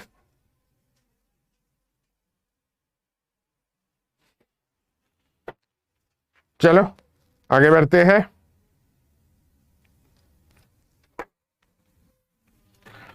अब थोड़ा सा different forms of straight lines में आते हैं। हम लोगों ने स्लोप के बारे में थोड़ा सा डिसाइड कर लिया, डिस्कस कर लिया काफी हद तक। Different forms of straight lines पे आते हैं। Different forms of straight lines हम लोग 6 फॉर्म की बात कर रहे थे। 6 फॉर्म में से आज तो 2-3 फॉर्म ही हो पाएगा। सबसे पहला वाला फॉर्म कौन सा है? आप सभी जानते हो, स्लोप पॉइंट फॉर्म।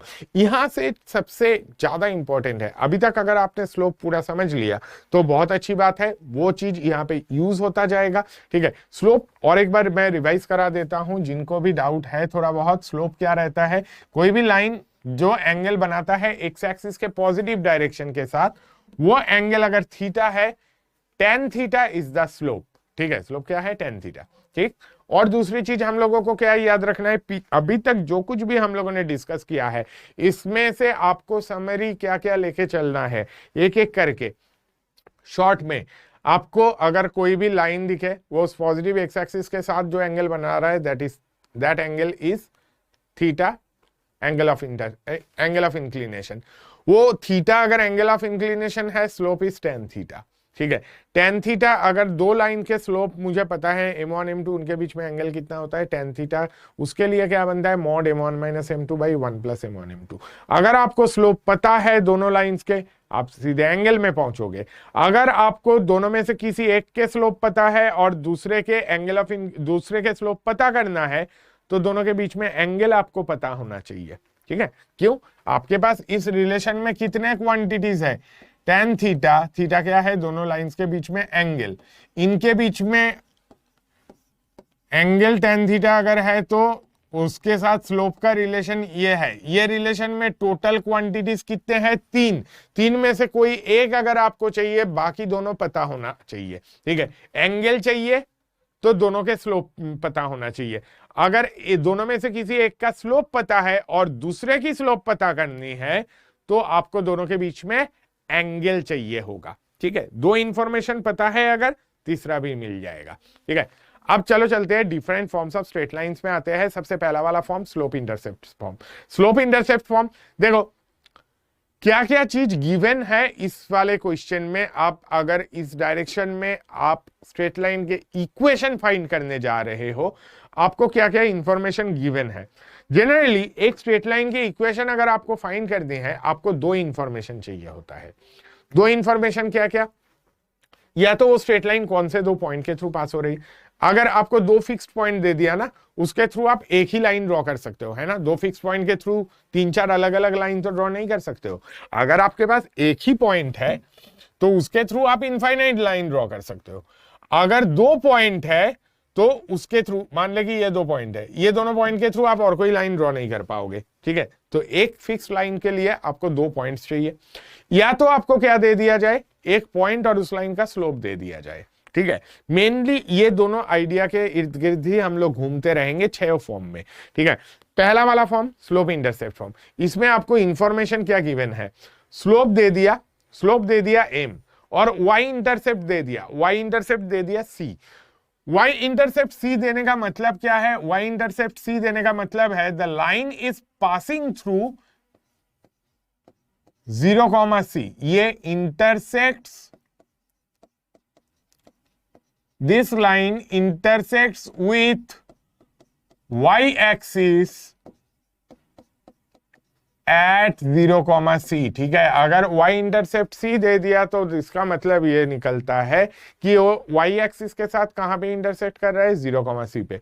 अब डायग्राम कैसा बनेगा, ऐसा, ठीक है। दिस इज द लाइन, उसके ऊपर एक पॉइंट 0, c है, मुझे इसका इक्वेशन चाहिए। इक्वेशन यार कैसे आता है, देखो, इस लाइन के ऊपर कोई एक रैंडम पॉइंट ले लिया, ठीक है। मैं इक्वेशन चाहता हूं, मतलब इस लाइन के ऊपर का कोई भी रैंडम पॉइंट का लोकस फाइंड करूंगा। कैसे फाइंड करोगे, देखो, इस पॉइंट से परपेंडिकुलर ड्रॉ किया एक्स एक्सिस पे और इस पॉइंट से परपेंडिकुलर ड्रॉ किया इस पे, ये 90 डिग्री बना, ठीक है। तो अगर ये एंगल थीटा है तो this angle will be theta as well. इतना सा लेंथ क्या होगा यार, ये लेंथ आपका क्या है, दिस लेंथ इज h और ये वाला लेंथ c है, ये वाला लेंथ k है, तो इतना सा लेंथ क्या है, this length is k minus c, ठीक है। तो आप क्या बोल सकते हो, टेन थीटा की वैल्यू कितनी होगी, tan theta will be equals to k minus C by h, है ना। तो k minus C will be equals to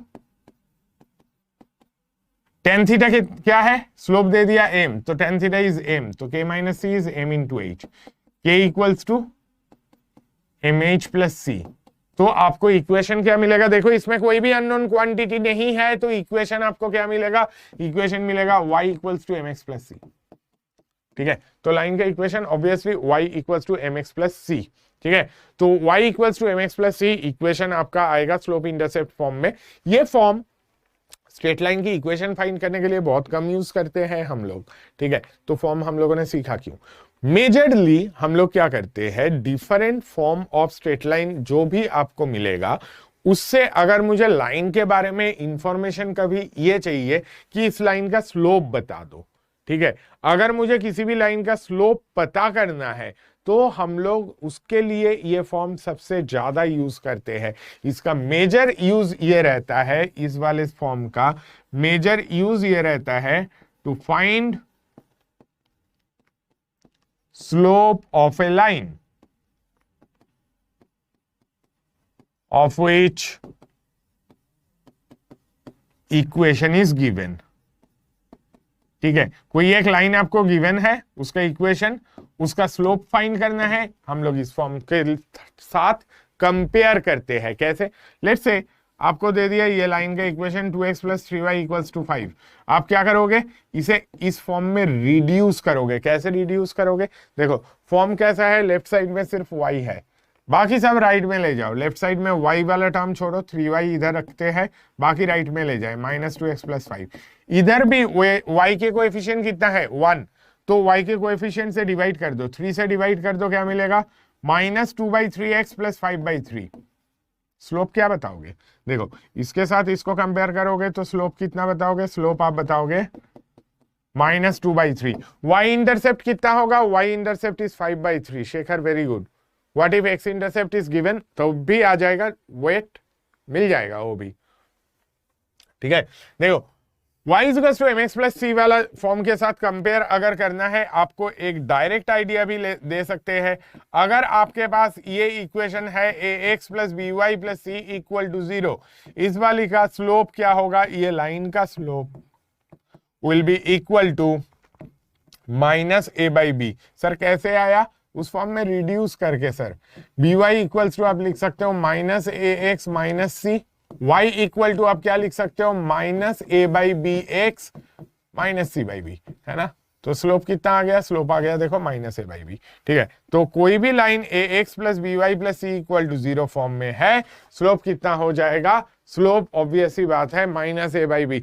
differentiate करके, ऑफ कोर्स डिफरेंशिएट करके ला सकते हो, क्यों करोगे यार, डिफरेंशिएट करने के लिए, डिफरेंशिएट करने का क्या मतलब है, क्यों जरूरी है, मतलब ऑफ कोर्स आप डिफरेंशिएट करो तब भी सेम मिलेगा, कोई दिक्कत नहीं। dy बाई डी एक्स की जो वैल्यू आएगी यार वही स्लोप है, ट्रू। बट क्या होता है ना, इतने सिंपल से चीज के लिए तू डिफरेंशिएशन को लेके आ रहा है, कंपेयर करके डायरेक्टली दिख रहा है। ठीक है, तो जो चीज कंपेयर करके ही दिख रहा है उस चीज के लिए डिफरेंशिएशन क्यों लाएगा, ला सकते हो, कोई दिक्कत नहीं। ठीक है, चलो वीडियो स्टॉप, वॉइस कम, एक सेकंड।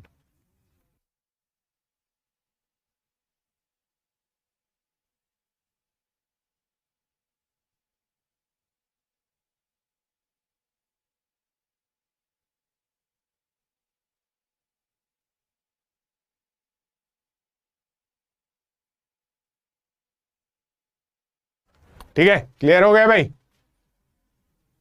हाँ सब्जी काटने को ला रही। चलो आगे, क्वेश्चन छोटा सा, find the straight line making an angle 45 degree with y equals to 3x plus 1 and having y intercept 2। ठीक है, आपका मेन काम यह है कि जो लाइन मैंने बोला ना उस लाइन का स्लोप लाओ।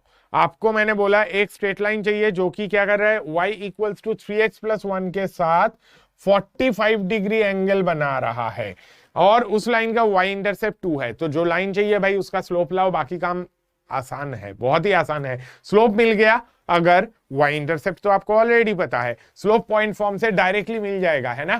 Find the equation of a line making an angle 45 degree with y equals to 3x plus 1। ये y equals to 3x plus 1 वाली लाइन का स्लोप क्या है, इसका स्लोप है 3। ये जो रिक्वायर्ड लाइन है, जो रिक्वायर्ड लाइन है उसका स्लोप मुझे नहीं पता, मान लेते हो है इसका स्लोप इज m।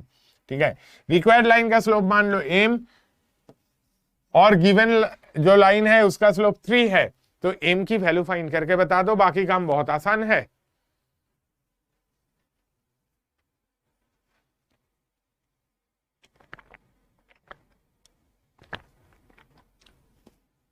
एक बज के 2 मिनट हुआ है भाई, रुक जा, डीपीपी प्रॉब्लम्स के लिए अभी भी 3-4 मिनट बचा है। y equals to x plus 2 is your only answer, ना ना, y equals to x plus 2 एकमात्र आंसर नहीं होगा भाई। y equals to x plus 2 तो वैसे तो स्लोप उसे देख के लग नहीं रहा है, 2 तो नहीं आना चाहिए था भाई। हाँ हर्षवर्धन, तेरा ये आंसर करेक्ट है। ये अभी भी मॉड नहीं लगा रहे हो, मॉड क्यों नहीं लगाते हो, देखो क्या है, इसका स्लोप m है, इसका स्लोप 3 है, दोनों के बीच में एंगल क्या बनेगा, modulus m minus 3 by 1 plus 3m। ये मेरा tan थीटा की वैल्यू बनेगी। tan थीटा कितना है, tan 45 डिग्री। tan 45 डिग्री कितना हो जाएगा, tan 45 डिग्री 1 हो जाएगा। तो आपको क्या मिलेगा, modulus m minus 3 by 1 plus 3m की वैल्यू इज इक्वल टू 1। दो पॉसिबिलिटी क्या क्या, एक m minus 3 by 1 plus 3m, this is equal to 1।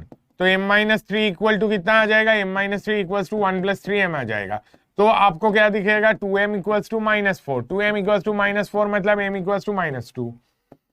ठीक है, दूसरा m minus 3 by 1 plus 3m, this is equal to minus 1। अगर आप ये करोगे तो क्या मिलेगा, m minus 3 is equal to minus 1 minus 3m। तो आपको क्या दिखेगा, 4m is equal to 2, 4m equals to 2, तो m इक्वल्स टू कितना है, m इक्वल्स टू बनेगा 2/4 1/2। तो पहले वाले केस में लाइन का इक्वेशन क्या है, इस वाले केस में लाइन का इक्वेशन है y equals to minus 2x plus 2। दूसरे वाले केस में लाइन का इक्वेशन क्या है, इधर वाले केस में लाइन का इक्वेशन है y equal to x/2 plus 2, है ना। दो केसेस बनेंगे, दो केसेस कौन कौन से, फिर से, हाँ बहुत बढ़िया, बहुत लोगों का बिल्कुल करेक्ट है, very good all of you. कुछ लोग जल्दबाजी में 1/2 एंड माइनस हाफ ले आए। अगर आपका 1/2 आया, दूसरा -2 आएगा ना, ठीक है। अच्छा इधर से देख लो, कहीं पे कोई डाउट तो नहीं है, सिंपल क्वेश्चन था। आपको क्या गिवन था, एक लाइन दे दिया, उसका स्लोप दे दिया, ठीक है। दूसरे एक लाइन के बारे में पूछ रहे जिसके स्लोप मुझे नहीं चाहिए दिए है, ठीक है, बट क्या दिया, दूसरी लाइन पहली वाली लाइन के साथ 45 डिग्री पे इंक्लाइंड है। तो अगर आप डायग्राम से विजुअलाइज करना चाहते हो, पहले ये लाइन का स्लोप गिवन है, इसके साथ 45 डिग्री पे कौन कौन हो सकता है? दो पॉसिबिलिटी ना डायग्राम ड्रॉ करते ही पता चल जाएगा। जिस मोमेंट पे आप इधर 45 डिग्री एंगल पे इंक्लाइन है सोचोगे, उस मोमेंट पे आपके अंदर से आवाज आनी चाहिए कि इधर 45 डिग्री क्यों बनाया, एंटी क्लॉकवाइज जाना जरूरी था क्या? नहीं, क्लॉकवाइज भी तो जा सकते हो, इधर भी तो 45 डिग्री बन सकता है, तो 45 डिग्री दोनों डायरेक्शन में बन सकता है। ठीक है, तो आपको एक नहीं दो अलग आंसर आनी चाहिए। तो पहले वाले लाइन से 45 डिग्री पे इंक्लाइन दो अलग अलग लाइन बन सकती है, तो दो अलग आंसर आपको मिलनी चाहिए। तो वो हम लोग कैसे सॉल्व करेंगे? इस लाइन का स्लोप मान लिया m, मुझे रिलेशन पता है, अगर दो लाइन का स्लोप गिवन है, उनके बीच में एंगल है, तो हमें इसका स्लोप मिल जाएगा, है ना। m मिल गया, m मिल गया तो दोनों का इक्वेशन भी मिल गया, खत्म, सिंपल था। साइन ऐसा बिल्कुल नहीं है बेटा, ठीक है। What is best safe time live और रिकॉर्डेड, ये तो आप पे है। चलो आगे बढ़े। -½ आ रहा है यार, -½ कहां से आ गया? एक -2 आएगा तो दूसरा वैसे भी हाफ आएगा, कैसे बता है?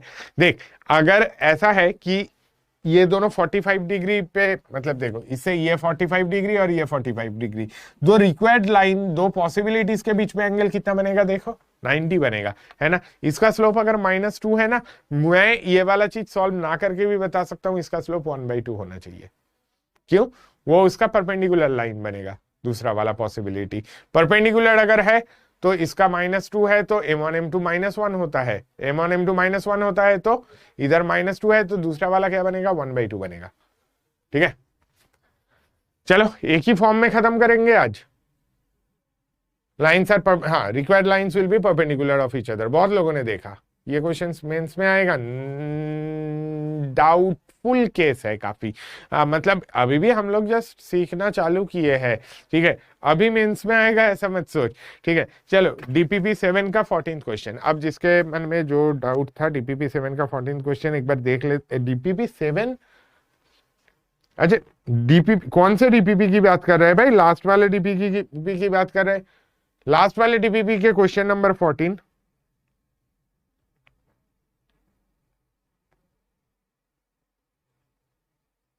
ओ, ऑर्थो सर्कम एक्सटेंडर इंसेंडर, इनसे क्वेश्चंस आते हैं? हाँ, आ जाते हैं कभी कभी। अनिकेत क्या हो गया भाई? एक और फॉर्म कर लेते हैं। अब लास्ट वाले इसका 14th क्वेश्चन अगर करना चाहेगा यार, circumcentre of a triangle formed by, okay ठीक है, circumcentre of a triangle formed by. देख, circumcentre of a triangle formed by पूछा है इसमें। ट्रायंगल फॉर्म्ड बाई जो भी है उसमें ना मेरे को पहले ये दिख गया, xy + 2x + 2y + 4 = 0, ठीक है। अच्छा देखो, कभी भी आपको ऐसे फॉर्म में दिखे ना, लाइंस के इक्वेशन दे दिया, अगर इस फॉर्म में नहीं, इन जनरल एक आइडिया बता रहा हूं, अगर ऐसा कुछ दिख जाए x + α × y + β = 0, उसमें मैं आ रहा हूं, बट इसके लिए एक आइडिया बता दूं, x + α × y + β = 0, अल्फा बीटा कुछ भी हो, है ना, पॉजिटिव नेगेटिव कुछ भी चलेगा, कोई दिक्कत नहीं, ठीक है। अगर इस फॉर्म में प्रोडक्ट दिख गया ना, तो ये क्या है? ये हमेशा दो म्यूचुअली परपेंडिकुलर लाइंस है। कैसे दो म्यूचुअली परपेंडिकुलर लाइंस है? देखो इसका मतलब क्या है, इसका मतलब आप ये समझोगे ना कि x + α = 0 और y + β = 0। यार x + α = 0 कैसी लाइन है? x = -α, ये कैसी लाइन है? x = constant, x = constant is a vertical line, ठीक है, this is a vertical line. और y = कांस्टेंट अगर आप देखते हो तो दैट्स अ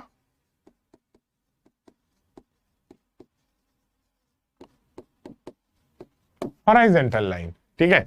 एक वर्टिकल लाइन है, दूसरी हॉरिजॉन्टल लाइन है, तो ऑब्वियस सी बात है ये एक दोनों से परपेंडिकुलर लाइन है। कभी भी आपको इस फॉर्म में मिले x + α × y + β = 0, हमेशा ये दो म्यूचुअली परपेंडिकुलर लाइंस ही आपको देगा, ठीक है। तो आपको यहाँ पे ऐसे भी देखो फैक्टराइज किया तो आपको मिलेगा x + 2 × y + 2 = 0, तो दो म्यूचुअली परपेंडिकुलर लाइंस है, ठीक है। तो दो म्यूचुअली परपेंडिकुलर लाइंस अगर है, दो म्यूचुअली परपेंडिकुलर लाइंस के लिए आपका ट्रायंगल जो बनेगा, तीसरी लाइन शायद x plus Y equals to कुछ दिया हुआ था, या तो x plus Y plus two equal to 0 type कुछ था।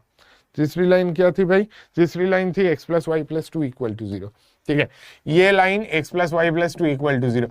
अब देख, एक हॉरिजॉन्टल एक वर्टिकल समझ में आया। अब ये वाली लाइन का स्लोप क्या पता है? देख, इस वाली लाइन का स्लोप आज की क्लास के बाद तो मैं बता सकता हूं ना, ये वाली लाइन का स्लोप कितना दिख जाएगा?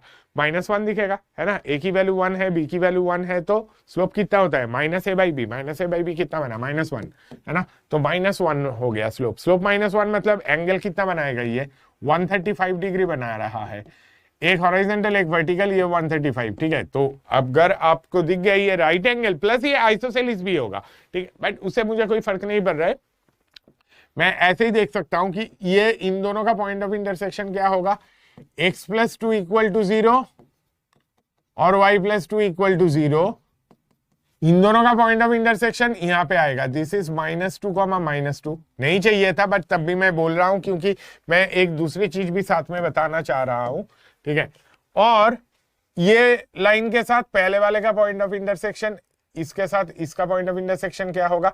x इक्वल्स टू 2 डाल दो, y की वैल्यू -4, तो this is okay, this is -2, x equals to, अच्छा x इक्वल्स टू -2 डालो, सॉरी, x इक्वल्स टू आप क्या डालोगे? x इक्वल्स टू डालोगे -2, x इक्वल्स टू -2 डाल दो, y इक्वल्स टू 0, तो this point is -2, 0, this point is y equals to -2 डाल, x इक्वल्स टू 0, तो दिस पॉइंट इज 0, -2। दोनों का मीट पॉइंट सर्कमसेंटर होगा। दोनों का मीट पॉइंट क्या होगा? सर्कमसेंटर। सर्कमसेंटर कहां पे हो जाएगा? -1, -1। वर्टेक्स पे कौन बैठेगा? -2, -2 पे कौन बैठेगा? ऑर्थो सेंटर बैठेगा। ठीक है, वर्टेक्स पे ऑर्थो सेंटर बन जाएगा -2, -2 पे। ठीक है, क्लियर, सिंपल था। How is RD Sharma objective? DPP2 question number 9। यार तो फिर वो डिस्कशन जो हम लोग देते हैं उससे पूरा नहीं होता है। 2 वर्ड क्या बात कर रहे हैं? DPP2 का क्वेश्चन नंबर 9 कैसे पूछ रहे हैं? 2 वर्टेक्स दे दिया, सेंट्रोइड दे दिया, हम लोगों ने इसके लिए अलग से फॉर्मूला भी दिया था कल की क्लास में। रिवाइज करो, मेहनत करो, थोड़ा सा रिवाइज तो करो। अच्छा, बैकलॉग के लिए arithmetics maths handbook is useful और नॉट? यूजफुल तो है ही भाई, मतलब देख क्वेश्चंस, मतलब सारे फॉर्मूले एक जगह पे, कंसेप्ट्स एक जगह पे देखने को मिल जाता है, तो थोड़ा सा तो यूजफुल है। ठीक है, तो उसमें तो कोई डाउट ही नहीं है। विवेक, थैंक यू। ओके, अच्छा, बैकलॉग कैसे क्लियर करें, इसके लिए बहुत लोगों के मन में बहुत ज्यादा डाउट है यार। ज्यादा जितना बैकलॉग के बारे में सोचता जाएगा उतना बढ़ता जाएगा। ठीक है, सोचो मत। आपने कोऑर्डिनेट अभी अभी चालू किया ना, कोऑर्डिनेट पूरा करते जा भाई, कोऑर्डिनेट को बिल्कुल मत छोड़ो, क्योंकि कोऑर्डिनेट है तो बहुत इंपॉर्टेंट। कम से कम 5-6 क्वेश्चन तो हमें मिलने वाले हैं, तो 5-6 क्वेश्चन कम थोड़ी ना है। मतलब अगर मैं 6 क्वेश्चंस परफेक्ट करके आता हूं, 24 मार्क्स तो आ ही जाते हैं। ठीक है, तो कोऑर्डिनेट साथ साथ करते जाओ। ठीक है, कोऑर्डिनेट्स जैसे कि आप साथ साथ करते जाओगे, आप पैरेलली कोई दूसरे टॉपिक के क्वेश्चंस करने का टाइम आपको कितना मिल रहा है ये भी आप देखो। ठीक है, कोई दूसरे टॉपिक, जैसे कि अगर आपका ट्रिगो छूटा हुआ है तो ट्रिगो के फॉर्मूले सारे रिवाइज करके आप देखो। अगर आपका वो छूट गया है तो वो चीज रिवाइज करना आपको थोड़ा जल्दी करना पड़ेगा। आप उतना ज्यादा टाइम तो आप नहीं दे सकते हो जितना टाइम जनरली आप दे रहे थे। तो वहां पे बच के निकलने का तरीका क्या होना चाहिए? बच के निकलने का पहला तरीका, ट्रिगो में पूरे सारे फॉर्मूले देख ले। ठीक है, सारे लेक्चर्स वगैरह मत देख, उतना कोई करने की जरूरत नहीं है। सारे लेक्चर्स मत देखो, रेदर सारे फॉर्मूले देखो। फॉर्मूले देखने के बाद क्वेश्चंस धीरे धीरे पैटर्न देखो, अटेम्प्ट करो, रिवाइज करो। लेक्चर देख के नहीं, लेक्चर नोट्स देख के रिवाइज कर। ठीक है, लेक्चर वहां पे जाके देखो जहां पे लेक्चर नोट से समझ में नहीं आया। ठीक है, लेक्चर नोट से जहां पे समझ में आ गया वहां पे तो बहुत अच्छी बात है। अगर लेक्चर नोट से समझ में नहीं आया तब जाके लेक्चर देखो, क्योंकि लेक्चर नोट से अगर आप देख रहे हो ना तो फिर आपका क्या रहता है, आपको इकट्ठे चीजें दिख जाते हैं, बहुत सारी चीज समझ में भी आ जाता है यार। 30-40-50% चीजें समझ में आ जाता है। जहां पे समझ में आ जाता है वहां पे लेक्चर में जाके देखोगे तो लेक्चर में हम लोग और भी चीजों की बात करते रहते हैं। वो क्वेश्चंस के सॉल्व करने के हजार अलग अलग तरीके के बारे में बात करते हैं। कई बार किसी ने चैट में कुछ उल्टा सीधा पूछ लिया, उसको रिप्लाई कर रहे हैं, ये भी दो एक बार कभी कभी मिल जाएगा। ये सब में आप टाइम वेस्ट बैकलॉग क्लियर करते टाइम नहीं कर सकते हो, ठीक है। तो वहां पे आपका काम होना चाहिए लेक्चर नोट्स पकड़ो, सीधे देखते जाओ, लेक्चर वहां पे जाके देखो जहां पे लेक्चर नोट से आपको समझ में नहीं आया, ठीक है। तो वहां से थोड़ा सा टाइम सेव करना पड़ेगा। टाइम तो हमें सेव करना ही है, क्योंकि आपको इधर भी चलना है, कोऑर्डिनेट भी खत्म करना है, उधर से वो बैकलॉग भी क्लियर करना है, ठीक है। अच्छा, मेंटी क्विज, हाँ ठीक है, मेंटी क्विज हम लोग शुरू करेंगे डेफिनेटली, ठीक है। What to do after black book, Rajdeep black book तक अगर पूरा हो गया तो अलग अलग टॉपिक्स के लिए अलग अलग चीज यूज कर सकता है। से फॉर एग्जांपल कोऑर्डिनेट के लिए आप एसक्यूएल के क्वेश्चंस भी काफी अच्छे होते हैं। अगर आप अलजेब्रा के लिए देखोगे, अलजेब्रा के लिए अमरनाथ आनंद सर, अन्ना सर का एक बुक आते हैं, वो काफी अच्छे है। अगर आप कैलकुलस के लिए देखोगे, कैलकुलस के लिए समीर बंसल के एक बुक आती है, वो काफी अच्छी है। तो अलग अलग टॉपिक्स के लिए अलग अलग बुक्स आप ले सकते हो, उस हिसाब से आप कर सकते हो, ठीक है। पॉइंट्स -2,0, अरे ये तो -2,0 ठीक है ना, कोई दिक्कत नहीं, -2,0 इधर है, वो उससे कोई फर्क नहीं पड़ रहा है, आइडिया समझने से मतलब था। How can you increase your speed, ज्यादा से ज्यादा क्वेश्चन सॉल्व के मेरे तो सिर्फ डीपीपी में बैकलॉग है। अरे जो भूख लगी है जाओ ना यार, क्लास खत्म हो गई आज, और हम लोग थ्योरी नहीं कर रहे हैं, अभी तो बातें ही कर रहे हैं, ठीक है। मैथ के लिए कितना टाइम देना चाहिए, जितना ज्यादा दे सकते हो, क्योंकि मैथ्स एक ऐसा टॉपिक है जिसको बिना प्रैक्टिस किए कभी काबू में नहीं ला सकते हो आप, क्योंकि प्रैक्टिस के अलावा और कुछ करना ही नहीं है। अलग अलग तरीके के क्वेश्चंस आते हैं, जितने ज्यादा आप प्रैक्टिस करोगे उतने ज्यादा क्वेश्चंस का एक्सपोजर मेरा बढ़ता जाएगा, है ना। तो आपको अलग अलग टाइप के क्वेश्चन सॉल्व करने के लिए बहुत ज्यादा टाइम प्रैक्टिस के लिए चाहिए, ठीक है। एक चीज तो आप लोगों के ग्रुप में मैं मतलब हमेशा बकवास क्वेश्चंस के तो रिप्लाई बिल्कुल नहीं करते हैं। संडे को बहुत सारे सजेशंस देखे, उसमें से कुछ बहुत इंटरेस्टिंग था, बट एक चीज बिल्कुल सही था कि देखो मोटिवेशनल स्टोरी ना कितना टाइम काम करता है। मोटिवेशनल स्टोरी बहुत ज्यादा काम एक्चुअली में नहीं करता है, ठीक है। मैं आपको रोज मोटिवेशनल स्टोरी सुना सकता हूँ, रोज 5-5 मिनट मोटिवेशनल स्टोरी सुनाऊं। अब उसके लिए आपको अगर मैं रोज 5-5 मिनट मोटिवेशनल स्टोरी सुनाना चाहूँ ना, सबसे पहली बात है कि उसके लिए मुझे रोज मोटिवेशनल स्टोरी खुद से सुनना पड़ेगा। ये मेरी क्लास में मैं यूज कर सकता हूँ या नहीं कर सकता हूँ। कोई भी रैंडम स्टोरी सुना दूंगा तो कोई मतलब का नहीं है, ठीक है। वो स्टोरीज के लिए भी मुझे सोचना पड़ेगा। अगर मैं वो स्टोरीज के लिए टाइम स्पेंड करूं, उसके लिए मैं रोज 1 घंटा लगाऊं, तो भाई ये सारा चीज ज्यादा इंपॉर्टेंट नहीं है क्या। मोटिवेशन कहां तक काम करेगा, मोटिवेशन के आगे ये नॉलेज ज्यादा इंपॉर्टेंट है। अगर आपका मोटिवेशन रहेगा तो नॉलेज गेन करोगे, बात सही है, बट आपको मोटिवेशन आपके अंदर यहां से आना चाहिए कि आपको पता है आप क्या चीज अचीव करना चाह रहे हो, और आपको ये भी पता है वो चीज अचीव करना आसान नहीं है, ठीक है। तो वो आसान नहीं है, उसके लिए मेहनत भी तो आपको ही करना पड़ेगा। सिर्फ मोटिवेशन का क्या करोगे, ठीक है।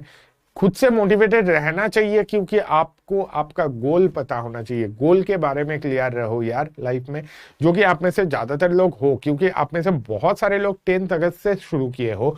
अभी अगस्त खत्म हो गया, छोड़ो सितंबर खत्म होने को है, अभी भी बिल्कुल जोश के साथ बैठे हो। 2 महीने आपने मोटिवेशन के साथ जुड़े रहे, तो अगले 4-5 महीने कब निकल जाएगा पता भी नहीं चलेगा, ठीक है। कल मिलते हैं क्लास में। कल हम लोग क्या क्या करेंगे, कल हम लोग स्ट्रेट लाइंस के बाकी के 5 जो फॉर्म्स है उनके बारे में डिस्कस करेंगे, उनके क्वेश्चन सॉल्व करेंगे। Parallel and perpendicular straight lines के बारे में भी डिस्कस करेंगे। ये मोटे मोटे चीज है जो कि कल हम लोग कवर करने वाले हैं, बाकी के 5 फॉर्म स्ट्रेट लाइंस के plus parallel and perpendicular lines, जो कि आप आई एम श्योर जानते हो। प्लीज रिवाइज करके आओ, ज्यादा इजी रहेगा, है ना। चलो बाय बाय, कल मिलते हैं, take care, love you all.